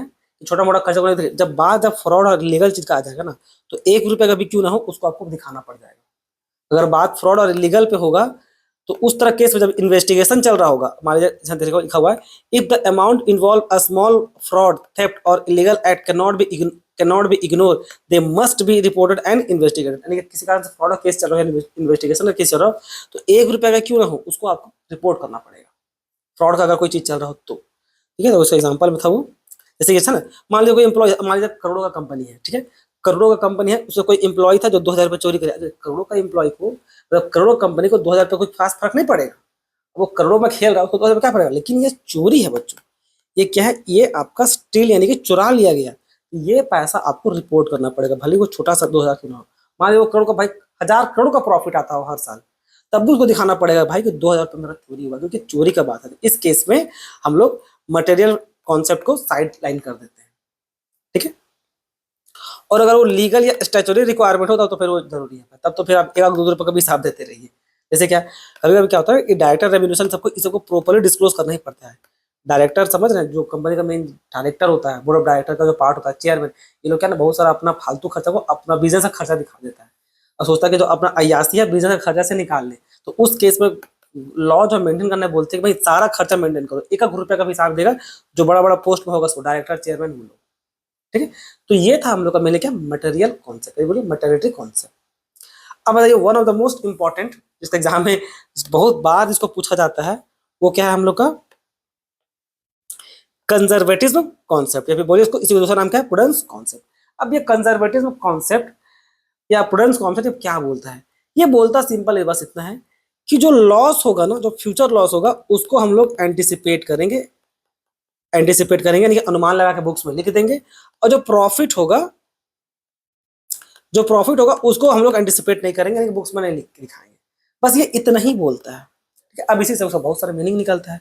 क्या मतलब हुआ कि कंजर्वेटिव में बोलने का मतलब है कि हम लोग जो फ्यूचर में जो लॉस होने वाला है उसको हम लोग रिकॉर्डिंग कर सकते हैं। जैसे कि देखिए यहाँ पर यहाँ पर यहाँ पर जैसे मान लीजिए एग्जाम्पल, अगर दूसरा एग्जाम्पल भी दे, मान लीजिए आपका कोई डेटर है, ठीक है, उसको आपको पेमेंट, वो डेटर आपको पेमेंट करता है कितना का, 1 लाख का, वो 1 लाख का पेमेंट करता है।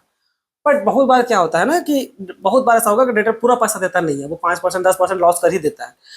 तो हम लोग ये पहले से अनुमान लगा लेते हैं कि भाई कि फ्यूचर में ये डेटर पूरा पैसा नहीं देगा, तो लोग मान लीजिए 1 लाख में मान लेते हैं हम लोग को 5,000 नहीं देगा, यानी कि हम लोगों को केवल 95,000 ही देगा। तो ये जो 5,000 का जो अनुमान लगा लिए ना, इस अनुमान लगाने का पार्ट, यानी कि क्या क्या अनुमान लगाना मीन्स और एंटिसिपेट कर लिए कि इतना का लॉस हम लोग को हो सकता है।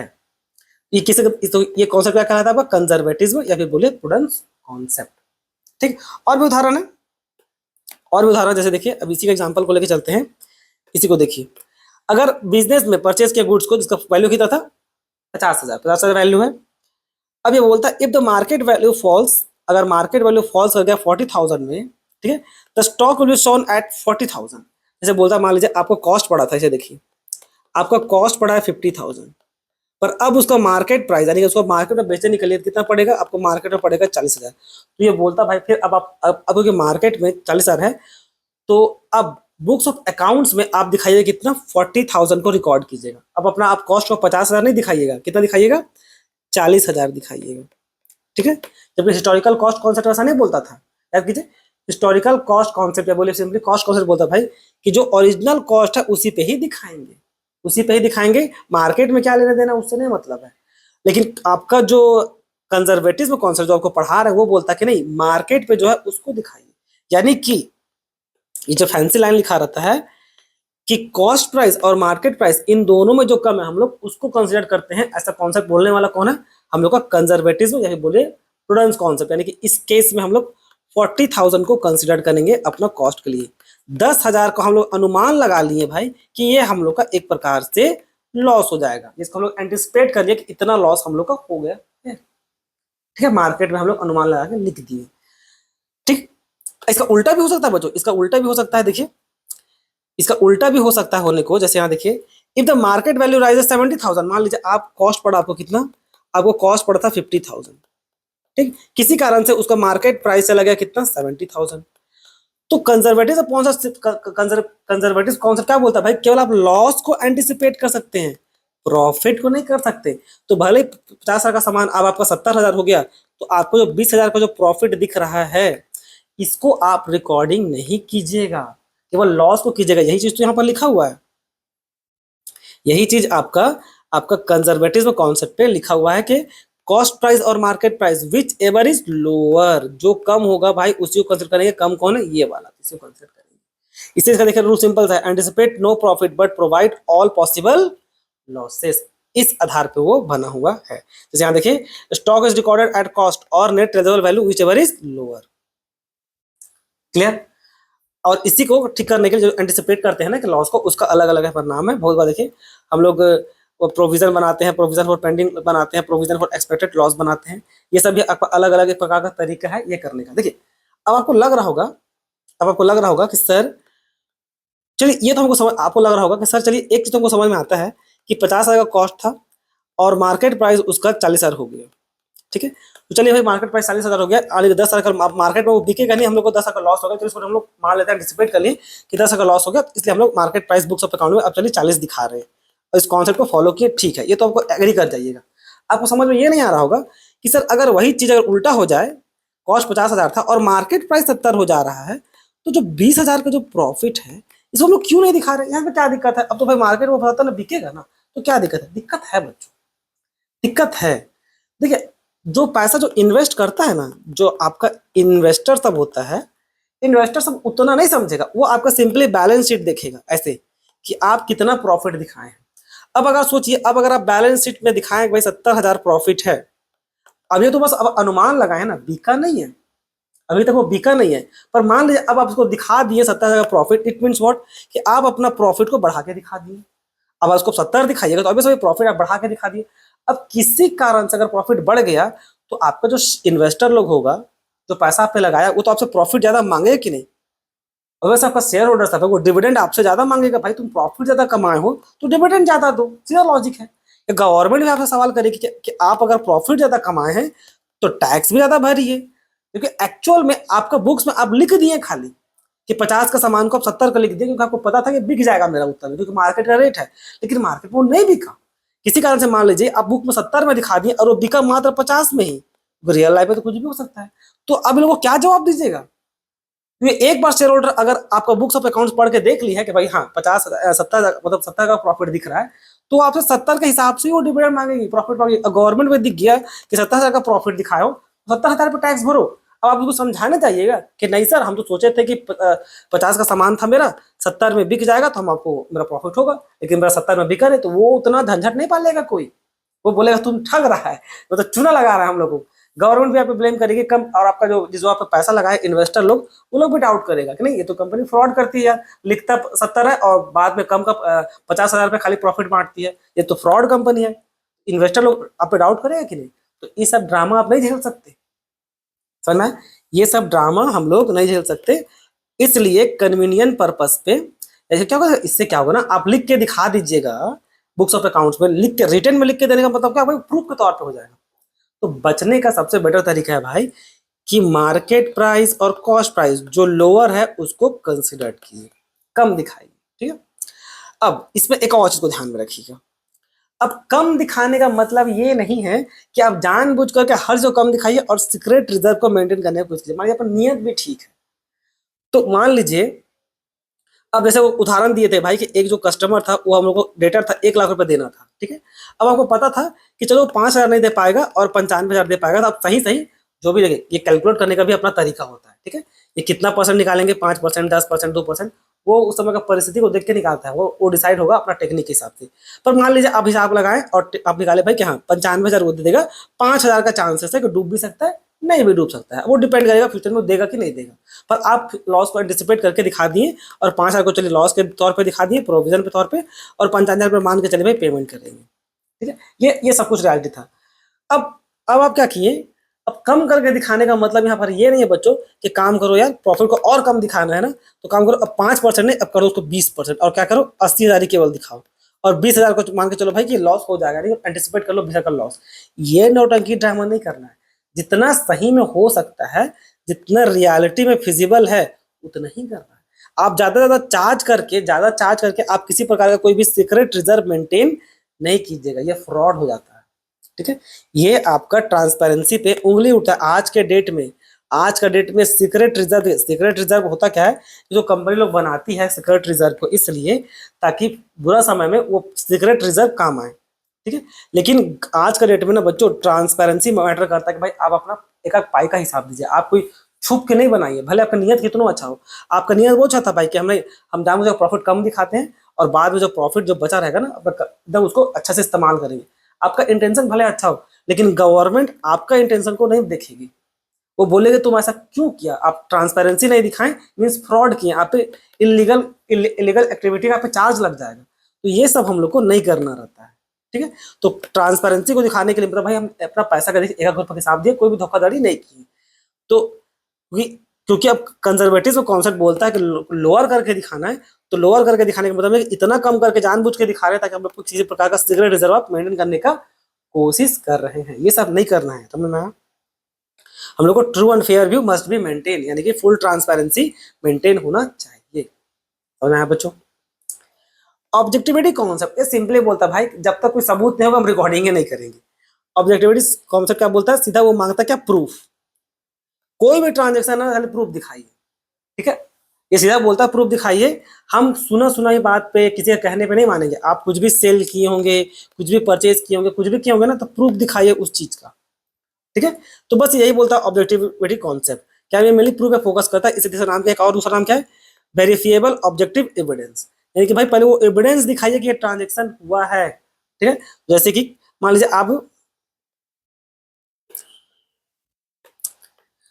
आप कोई लैंड परचेज किए हैं, तो भाई सेल डेट दिखाइए, बैंक का पेमेंट चालान दिखाइए, कुछ दिखाइए, इनवॉइस दिखाइए, लेकिन दिखाइए, प्रूफ दिखाइए। तो यहाँ पर क्या है, ऑब्जेक्टिविटी कॉन्सेप्ट मेनली फोकस करता है किस पे, प्रूफ पे, एविडेंस पे, ठीक है। इसे हम लोग बहुत बार वाउचर भी बोलते हैं, ठीक है। वाउचर ये बहुत प्रकार का होता है, डॉक्यूमेंट्स, डॉक्यूमेंट्री एविडेंस, ठीक है। ये डॉक्यूमेंट सोर्स डॉक्यूमेंट्स भी बोलते हैं या वाउचर बोलते हैं। ये डॉक्यूमेंट्री एविडेंस बहुत प्रकार से होता है, जैसे आपका इनवॉइस, आपका कैश में जब आप कैश में देते हैं तब, या रिसीट मिलता है सो बैंक स्टेटमेंट, कॉन्ट्रैक्ट, ये सब प्रूफ है, लीगल प्रूफ है। ये साबित करता है भाई कि हाँ ये ट्रांजेक्शन लीगल वे में सही सही तरीका से हुआ। हम अपने से ऐसा नहीं है कि 1 लाख का सेल किए थे और वहां पर हम 2 लाख का दिखा रहे हैं, ऐसे हम आग बंद करके कुछ नहीं दिखा रहे हैं। ये देखिए पूरा प्रॉपर प्रूफ है इस पूरा 1 लाख का, हर एक ट्रांजेक्शन का मेरे पास रिकॉर्ड है। तो ऑब्जेक्टिविटी कॉन्सेप्ट बच्चों यही बोलने का काम करता है, समझ में आया? अब इसको हम लोग कब अप्लाई नहीं करेंगे, some accounting areas require estimates and judgement, so complete objectivity is not always possible. अब कुछ कुछ क्या होता है कि बहुत बार ऐसा चीज है ना जो हम लोग का मेनली एस्टिमेशन के आधार पे होता है, हम लोग का प्रॉपर एस्टिमेशन के आधार पर होता है, तो जैसे कि आपका प्रोविजन फॉर डाउटफुल डेट, तो ये जो प्रोविजन है इस पे हम लोग प्रूफ नहीं दे सकते, इसका कोई प्रूफ नहीं होगा। मैं मान लीजिए जैसे वही उदाहरण दिए थे कि 1 लाख का हम लोग कोई डेटर था, वो हम लोग को 5,000 नहीं देगा, तो ये जो 5,000 नहीं देगा इसका कोई हम लोग प्रूफ थोड़ी दे सकते हैं। ये तो बस हम लोग एंटिसिपेट करके निकाले हैं भाई, ये 5,000 अनुमान है, जैसे उसका परिस्थिति है, उस इस डेटर का जैसा भी कंडीशन है, फाइनेंशियल कंडीशन, उससे लग रहा है कि वो 95 दे देगा और पूरा 1 लाख नहीं देगा, या इसका नेचर है, ये वैसा कस्टमर ही है जो बाद में पैसा कम ही देगा, बोलेगा नहीं यार 1 लाख रुपए क्या लोगे, अब तुम 95 लो और 5,000 का डिस्काउंट मांग ले, तो वो 1 लाख का लॉस ही चला जाएगा, डिस्काउंट भी अगर देते हैं तो ये क्या है बच्चों की, इस 5,000 का जो लॉस है ना, इसको आप कैसे प्रूफ दे दिखाइए, ऐसा कोई प्रूफ थोड़ी ना, वो थोड़ी ना आपको लिख करके देगा, ये आदमी ये डेटा लिख करके नहीं देगा, उसका तो कोई प्रूफ नहीं ना रहा। तो इस तरह से क्या, ये आपको एंटिसिपेशन पे लिखा हुआ, तो इस तरह का चीज चलता है। हालांकि उसको आपका जो सीए आएगा ना, वो चेक करेगा कि आप सही एस्टिमेट किए हैं कि नहीं किए। क्लियर? तो ये था बच्चों आपका ऑब्जेक्टिविटी कॉन्सेप्ट, या इसमें लास्ट था। आई होप आपको सब कुछ इसमें क्लियर हो गया होगा, किसी प्रकार का डाउट नहीं रहा होगा। अब हम लोग इंटरेस्टिंग एक चीज देखेंगे जो आपको बोले थे बिगिनिंग में भाई, कि हम लोग का कॉन्सेप्ट, प्रिंसिपल और एजम्पशन या कन्वेंशन, इन सब में क्या डिफरेंस होता है, सब हम लोग यहां से देखने का काम करेंगे। ठीक है, देखिए शुरू से देखिए, क्या आपको समझाए थे कि जो गैप है, यानी कि जनरल एक्सेप्टेड अकाउंटिंग प्रिंसिपल, ये जो गैप है, इसमें बहुत तरह का आपका अलग अलग कॉन्सेप्ट, प्रिंसिपल, कन्वेंशन आता है। इसी के अंदर में आपका कॉन्सेप्ट, प्रिंसिपल, एजम्पशन और कन्वेंशन आता है। ये होता क्या है, इसको फिर से एक बार याद कीजिए, इसको क्या बोले, ये होता है, ये सारा का सारा आपका एक प्रकार का रूल्स और रेगुलेशन है, जो क्या काम आता है, ये काम आता है बच्चों हम लोग का बुक्स ऑफ अकाउंट्स को बनाने में, चाहे कॉन्सेप्ट बोलिए, चाहे प्रिंसिपल, चाहे एजम्पशन, चाहे कन्वेंशन, ये हम लोग का बुक्स ऑफ अकाउंट्स को बनाने में हेल्प करता है।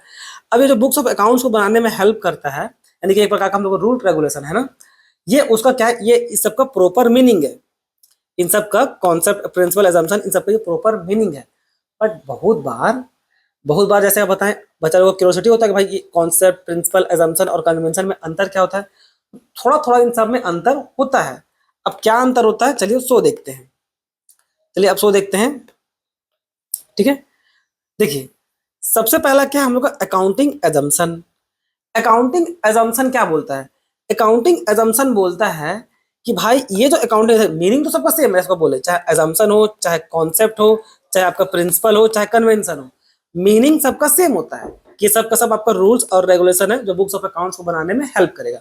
मीनिंग तो सबका सेम होता है बच्चों, मीनिंग सबका सेम होता है, पर एजम्पशन का खास बात क्या है, देखिए बहुत सारा अकाउंटिंग कॉन्सेप्ट है, प्रिंसिपल है, एजम्पशन है, बहुत सारा है, उसमें से तीन ऐसा है ना, तीन ऐसा है जो आपका मैंडेटरी है, तीन ऐसा है जो हम लोग का कंपलसरी नेचर का है, कंपलसरी नेचर का है।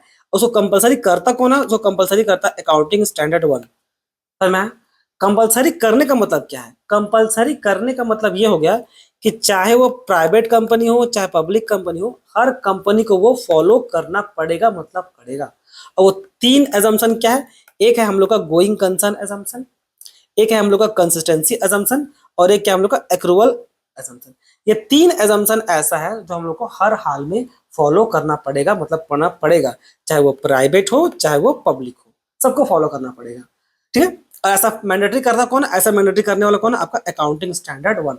अकाउंटिंग स्टैंडर्ड 1 समझ लीजिए हम लोग का ICAI यानी कि institute of chartered accountant of India, ये बना के दे रहती है। एक प्रकार समझिए गवर्नमेंट बॉडी है, तो इनडायरेक्टली समझिए गवर्नमेंट का वो ऑर्डर है, समझिए इनडायरेक्टली समझ लीजिए वो गवर्नमेंट का ऑर्डर है कि इन तीनों को फॉलो करना पड़ेगा। हाँ, क्या ऐसा हो सकता है कि नहीं फॉलो कर देंगे, अगर किसी कारणवश अगर आप उसको फॉलो नहीं करते हैं, किसी कारणवश इस तीनों में से किसी भी एक एजम्पशन को फॉलो नहीं करते हैं, तो आपको प्रॉपर डिस्क्लोज करना पड़ेगा भाई कि इन तीनों में से किसी एक को हम फॉलो नहीं किए और क्यों नहीं किए, पूरा फुल एक्सप्लेनेशन देना पड़ जाएगा। समझ में आया? तो एजम्पशन बोलने का सिंपल मतलब क्या हुआ बच्चों, एजम्पशन यहाँ पर बोलने का सीधा होता मतलब समझिए कि एजम्पशन आपका तीन एजम्पशन ऐसा है, यानी कि तीन कॉन्सेप्ट ऐसा है या तीन एजम्पशन ऐसा है जो आपका क्या है, मैंडेटरी है, इसको आपको हर हाल में फॉलो करना पड़ेगा। और वो तीन कौन कौन सा, ये तीनों है, गोइंग कंसर्न, कंसिस्टेंसी और आपका एक्रूवल एजम्पशन, ये तीन है। तो ये खास बात होता है आपका एजम्पशन में। क्लियर है? अब सवाल आता है भाई कि कॉन्सेप्ट किसको बोलते हैं, कॉन्सेप्ट हो गया चाहे बोलिए कन्वेंशन, ये आपका ऑलमोस्ट सिमिलर टाइप का ही है, सिमिलर टाइप का ही है, मतलब देखिए कॉन्सेप्ट जो होता है ना, ये मेनली लॉजिकल फ्रेमवर्क को बताने का काम करता है। किसको? लॉजिकल फ्रेमवर्क को, लॉजिकल आइडिया फ्रेमवर्क को बताने का काम करता है, यानी कि बेस को बिल्ड करता है कि भाई ये जो चीज है आपका ऐसा होना चाहिए। ये बोलता है कि सही तरीका, राइट वे किसी भी काम को करने का ये है। आपका कॉन्सेप्ट ये बताने का काम करता है। अगर लॉजिकली, अगर जैसे बोलता है ये कि लॉजिकली अगर सोचिएगा तो आपको ऐसे करना चाहिए। कॉन्सेप्ट में बहुत सारा चीज आता है आपका, business entity concept, dual aspect, money measurement, accounting period, historical, matching, realisation, objectivity, दुनिया भर का ये सब आता है। ठीक है। कन्वेंशन थोड़ा अलग है, बाद में आपको एग्जांपल देंगे। ठीक है, आपको एग्जांपल ज्यादा क्लियर होगा, मतलब सुन लीजिए कन्वेंशन क्या होता है। कन्वेंशनल क्या होता है ना, ट्रेडिशनली चले आ रहा है। कन्वेंशन जो ट्रेडिशनली चले आ रहा है कि भाई जो चले आ रहा है उसको बस आप कंटिन्यू फॉलो करते रहिए। ठीक है। अच्छा, क्या ये कॉन्सेप्ट जो होता है, क्या इसको ये भी क्या मैंडेटरी होता है उसको फॉलो करना? तो देखिए बहुत सारा केस वो भी मैंडेटरी होता है, पर उस टाइप का मैंडेटरी नहीं जैसा आपका आपका एजम्पशन होता है, उस टाइप का मैंडेटरी नहीं है। बस आपको ये मैंडेटरी इसलिए है कि भाई फंडामेंटल लॉजिक को देखा जाए तो अकाउंटिंग में इसको उम्मीद किया जाता है कि इसको आप अप्लाई कीजिएगा। क्यों? ताकि आपको जो बुक्स ऑफ अकाउंट्स है वो सही आए, वो सही है, उसमें किसी प्रकार का चीटिंग और फ्रॉड ना दिखे, इसलिए उसको आपको फॉलो करना चाहिए। भी प्रकार का मैंडेटरी है, पर उस टाइप का मैंडेटरी नहीं है जैसा आपका अकाउंटिंग एजम्पशन, आपका जैसा आपका एजम्पशन था, जैसा आपका एजम्पशन है उस टाइप का वो मैंडेटरी नहीं है। तो कन्वेंशन क्या है ना, ये ट्रेडिशनली चले आ रहा है और ये चेक करने का काम करता है आपका उस लॉजिक को, जो लॉजिक आप कॉन्सेप्ट में दिए हैं। ये चेक करने काम करता है उस लॉजिक को जो आप अपना कॉन्सेप्ट में दिए कि भाई जो आप जो कॉन्सेप्ट दिए, चलो ठीक है, ये आपको लग तो रहा है ठीक है ऐसा करना चाहिए, पर कन्वेंशन आके देखता है कि क्या ये कॉन्सेप्ट को, जो लॉजिक आप दिए उसको रियल वर्ल्ड में उतारना, माने रियल वर्ल्ड बोलने का मतलब यहाँ पर क्या है, बिजनेस में उतारना सही रहेगा कि नहीं रहेगा। जैसे कि अब यहाँ से उदाहरण देखिए आपको क्लैरिटी मिलेगा। हाँ, उदाहरण से पहले एक चीज देख लीजिए, यहाँ पर आपको क्लियर कर देते हैं। पहले कन्वेंशन 4 हुआ करता था, पहले 4 कन्वेंशन हुआ करता था। एक था आपका convention of conservatism, favourable prudence. एक था आपका मटेरियलिटी, दूसरा आपका कन्वेंशन। तीसरा था आपका फुल डिस्क्लोजर, और एक था आपका कंसिस्टेंसी। अब मॉडर्न टाइम में क्या होता है ना, अब 4 के जगह ना हम लोग केवल 3 कन्वेंशन लिखते हैं। क्यों? क्योंकि देखिए 3 इसलिए करना पड़ा क्योंकि जो कंसिस्टेंसी है ना, कंसिस्टेंसी को तो हम लोग अब जब अकाउंटिंग स्टैंडर्ड 1 जब इसको मैंडेटरी कर दिया ना, तो ये हम लोग का एजम्पशन में चला गया। आपका ये कंसिस्टेंसी कंसिस्टेंसी हम लोग कहाँ चला गया, ये हम लोग का चला गया कहाँ, एजम्पशन। तो इसलिए अब हम लोग 4 ना करके उसको केवल 3 कन्वेंशन बोलते हैं। बहुत सारा मॉडर्न बुक में आपको मिलेगा कि अब केवल 3 कन्वेंशन है। कौन कौन? कंजर्वेटिज्म, और एक मटेरियलिटी, और दूसरा तीसरा फुल डिस्क्लोजर। अब 3 है, 4 नहीं है। अब चलिए एग्जाम्पल देखते हैं ताकि आपको और क्लैरिटी के साथ समझ में आए कि उसमें अंतर है क्या। देखिए यहाँ से देखिए, मान लीजिए क्लोजिंग स्टॉक का वैल्यूएशन करने का हम लोग को काम करना है। ठीक है। अब क्लोजिंग स्टॉक का सीधा मान लीजिए 100 स्मार्टफोन है, 10,000 रुपए का एक का दाम है। अब उस 10,000 का जो स्मार्टफोन का दाम है ना, उसका मार्केट में रेट कितना चला गया, 8,000 चला गया। ठीक है, एक स्मार्टफोन का दाम 8,000 चला गया है। अब कॉस्ट कॉन्सेप्ट क्या बोलता है? कॉस्ट कॉन्सेप्ट लॉजिकल वे बताता है कि ये बोलता है बड़ा भाई कि आप उसको 10,000 में खरीद के लाए हैं ना, मान लीजिए कॉस्ट प्राइस है ये, इसको आप 10,000 में खरीद के लाए। कॉस्ट कॉन्सेप्ट क्या बोलता था याद कीजिए, कॉस्ट कॉन्सेप्ट बोलता था कि हम लोग ओरिजिनल कॉस्ट पर रिकॉर्ड करेंगे, यानी कि 10,000 में खरीद के लाए हैं तो 10,000 पर रिकॉर्डिंग करेंगे। मार्केट में क्या चल रहा है उससे क्या फर्क पड़ता है, उसका कहना है भाई कि मार्केट में क्या प्राइस है उससे क्या लेना देना। हम तो उसको कॉस्ट 10 खरीद के, तो मेरे लिए तो 10 रुपया ना, आपका बिजनेस के लिए तो इसका कॉस्ट 10,000 रुपया रहेगा ना, 8,000 तो हो नहीं जाएगा। तो इसलिए कॉस्ट को हम लोग 10,000 रुपये रिकॉर्ड करेंगे। ये करता है कॉस्ट कॉन्सेप्ट। फिर बाद में इसी को चैलेंज करता है क्या, आपका कंजर्वेटिज्म। अब इसी में कंजर्वेटिज्म कॉन्सेप्ट आ गया और बोलता है कि भाई अब आपका मोबाइल का दाम पहले 10,000 था एक मोबाइल का दाम, अब वो 10,000 नहीं है, अब उसका दाम गिर करके कितना हो गया, अब उसका दाम गिर करके हो गया 8,000। एक मोबाइल का दाम अब 8,000 हो गया, तो उसको आप 8,000 दिखाइए। क्यों 8,000 क्यों दिखाइए? अगर आप 8,000 नहीं दिखाइएगा, आप दिखा दिए 10,000 का कॉस्ट और मार्केट में उसका दाम 8,000 है, उसको बेचने निकलिएगा कितना मिलेगा, मात्र 2,000। ठीक है, अब 2,000 भी केवल मिलेगा, यानी कि आपको तो साफ दिख रहा है भाई कि लॉस हो गया यहाँ पर। तो इस तरह का लॉस आप कैसे दिखाइएगा बिजनेस में, या फिर आप इस तरह बुक्स में दिखाइएगा, कॉस्ट ज्यादा दिखाइएगा और उत्तम सेल नहीं कर पाइएगा तो आपको भयंकर लॉस दिखेगा ना। ये तो लॉजिकल वे नहीं ना होगा बच्चों। तो यहाँ पर देखिए यही लिखा हुआ है कि कंजर्वेटिव कॉन्सेप्ट क्या बोलता है, फिर कंजर्वेटिव कॉन्सेप्ट बोलता है कि अगर जब मार्केट प्राइस हो और कॉस्ट प्राइस हो तो जो इन दोनों में जो लोअर है उसको कंसिडर फिर कीजिए। और जब फिर कॉस्ट कॉन्सेप्ट बोलता था कि भाई जो जितना का खरीद के लाए उतना में ही रिकॉर्ड करेंगे, क्योंकि मेरे लिए तो वही कॉस्ट पड़ा है इस कारण से। तो ज्यादा सही तरीका से देखा जाए तो कंजर्वेटिव कॉन्सेप्ट ज्यादा सही बात बोलता है। और भी जो आपको बताएं कि शेयर होल्डर सब आपका ज्यादा पैसा मांग सकता है। देखिए अगर अगर इसका उल्टा भी हो गया, अगर मान लीजिए उल्टा होता, जैसे जैसे ये उदाहरण में तो थोड़ा सा अभी उदाहरण इसका उल्टा करते तो ऐसा होता ना कि मान लीजिए इसका कॉस्ट 8,000 है, 10,000 हम लोग खरीद के लाए थे। अब जब मार्केट में कॉस्ट चला गया कितना, मान लीजिए मार्केट में चला गया 15,000, एक मोबाइल का दाम 15,000 चला गया, यानी कि आपको हर एक मोबाइल में दिख रहा है ना कि 5,000 का फायदा होगा, आपको दिख रहा है। अब इसको आप दिखाइएगा 15,000, अगर आप उसको अपने मोबाइल को 15,000 का पे दिखाइएगा, भाई आपके मोबाइल का दाम आपका 15,000 चला गया, अब आपको उसका कॉस्टिंग 10,000 नहीं है, अब 15,000 पे चला गया, उसका दाम अगर बढ़ गया है, अब बढ़ा हुआ दिखाइएगा तो दिक्कत आएगा। 15,000 का मतलब what? आपका प्रॉफिट जो है बढ़ा हुआ दिखेगा, प्रॉफिट ज्यादा दिखेगा ना। अब प्रॉफिट ज्यादा दिखा तो आपसे जो शेयर होल्डर सब होगा, जो इन्वेस्टर होगा, क्या करेगा, आपसे प्रॉफिट ज्यादा मांगेगा, मांगेगा कि नहीं। क्योंकि रियल में नहीं हुआ अभी तक रियल में सेल नहीं किया गया है। बस आप बुक्स में लिख दिए हैं कि भाई 10,000 का सामान था, लेकिन उसको आप 15 में दिखा रहे हैं, ठीक है। 10,000 का सामान था, उसको आप 15 में दिखा रहे हैं, ठीक है। तो इस तरह से अगर ट्रीटमेंट लेने लगिएगा तो प्रॉफिट ज्यादा दिखेगा तो आपको शेयर होल्डर डिमांड करेगा, प्रॉफिट ज्यादा दिखेगा तो आपको गवर्नमेंट भी सवाल करेगी, भाई तुम प्रॉफिट ज्यादा कमाओ तो टैक्स ज्यादा दो। तो ये सब भी लॉजिक बाद में आने लगेगा, तो क्या ये आपका दिक्कत करने लगे बच्चों। तो इसलिए कॉन्सेप्ट जो होता है ना, ये लॉजिक देता है कि भाई ऐसे करना चाहिए, ये अपना कॉन्सेप्ट लॉजिक दे रहा है कि ऐसे करना चाहिए। जैसे ये लॉजिक यहाँ पर दिया कि 10,000 का था तो 10,000 दिखाएंगे, बाद में कन्वेंशन आता है, यानी कंजर्वेटिव में आया और बोला कि ऐसे नहीं कीजिए, दोनों में जब हमेशा जो लोअर रहेगा ना हमेशा उसी को दिखाइए, ठीक है, चाहे वो कॉस्ट को चाहे मार्केट प्राइस को, तब वो ज्यादा अच्छा रहेगा आपके लिए। तो ये एक उदाहरण हो गया। अब उसी को एक और उदाहरण समझ लीजिए, कॉस्ट कन्वेंशन और कॉन्सेप्ट को समझने के लिए, इससे आपको ज्यादा क्लैरिटी मिलेगा। सेकंड एग्जांपल से, अब इसमें क्या है, मैचिंग कॉन्सेप्ट एक और बात बोलता है कि ये 500 का जो घड़ी था, ये जो 500 घड़ी था, इसको आप सिंपली फिक्स एसेट की तरह दिखा सकते हैं। ये मैचिंग कॉन्सेप्ट आपका ऐसे भी रिप्रेजेंट करता है। मैचिंग कॉन्सेप्ट आपका बोलता है भाई कि 500 का जो घड़ी है उसको आप एज ए फिक्स एसेट की तरह दिखाइएगा, क्योंकि आपका बिजनेस एक्सपेंस है, फिक्स एसेट का दिखाइएगा, और इस पे आप क्या कीजिएगा, इसको आप डेप्रिसिएशन चार्ज करने लगिएगा। ये आपको बोलता है कौन, आपका मैचिंग कॉन्सेप्ट। ऐसा बोलने का वहां काम करता है कि भाई वो 500 का एसेट था, उसको आप एज ए फिक्स एसेट की तरह दिखाइए। अब सोच के देखिए, जहां पर करोड़ों का बिजनेस हो रहा हो, वहां पर 500 रुपये कौन सा बहुत बड़ा चीज है, कौन सा बहुत बड़ा चीज है। तो वहां पर क्या आता है, वहां पर आता है आपका मटेरियल कॉन्सेप्ट, नहीं सॉरी मटेरियल कन्वेंशन, ये तो कन्वेंशन हो गया ना, मटेरियल कन्वेंशन आता है। और आप जो लॉजिक दिए कि भाई ये जो जो लॉजिक दिया गया था मैचिंग कॉन्सेप्ट पे, ये कॉन्सेप्ट है ना, तो ये लॉजिक दिया कि 500 का घड़ी है, फिक्स एसेट है, फिक्स एसेट है तो क्या करेंगे, इसमें हम लोग डेप्रिसिएशन चार्ज करेंगे, क्योंकि भाई इसका लाइफ तो 5 साल का चलेगा, घड़ी 5 साल तक चल सकता है, 10 साल तक चल सकता है। तो बाद में आपका कन्वेंशन आया, बोला कि रुको यार, करोड़ों का कंपनी है, करोड़ों का कंपनी में क्या तुझे 500 को फिक्स एसेट दिखाएगा, फिक्स एसेट तुम 500 को दिखाएगा तो बिजनेस डिसीजन पढ़ाने होगा। फिर तो तुम बोलेगा कि भाई अभी तुम केवल घड़ी दिखाने की बात कर रहा है, फिर झाड़ू दिखाने का बात करेगा, फिर डस्टबिन को दिखाने का बात करेगा, इन सब का लाइफ भी तो सालों चलता है, ये भी आपका फिक्स एसेट की तरह है। तो ये लॉजिक तो थोड़ा उटपटांग हो गया ना। तो इसी को थोड़ा सा कन्वेंशन आके चेक ठीक कर देता है और बोलता है कि नहीं, एक काम कीजिए, देखिए जो छोटा मोटा एक्सपेंस है, जैसे ये आपका हो गया घड़ी का, झाड़ू का मान लीजिए 200, मान लीजिए डस्टबिन का 100 रुपया, तो इन सब को आप डायरेक्ट फिक्स एसेट नहीं दिखाइए, भले ये फिक्स एसेट है, भले ही ये फिक्स एसेट है, लेकिन इसको फिक्स एसेट नहीं दिखाइए, ऐसे दिखाइएगा तो आपका अननेसेसरी एसेट दिखने लगेगा, ठीक है। तो कन्वेंशन बोलने का ये मतलब होता है बच्चों।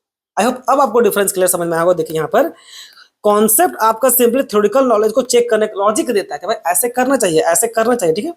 और ये जो कन्वेंशन है वो प्रैक्टिकल लॉजिक को चेक करता है कि भाई ऐसा हो सकता है कि नहीं। अगर इसको इकोनॉमिक्स के टर्म में बोलते हैं तो ये होता है आपका पॉजिटिव इकोनॉमिक्स, और ये होता है हम लोग का नॉर्मेटिव इकोनॉमिक्स।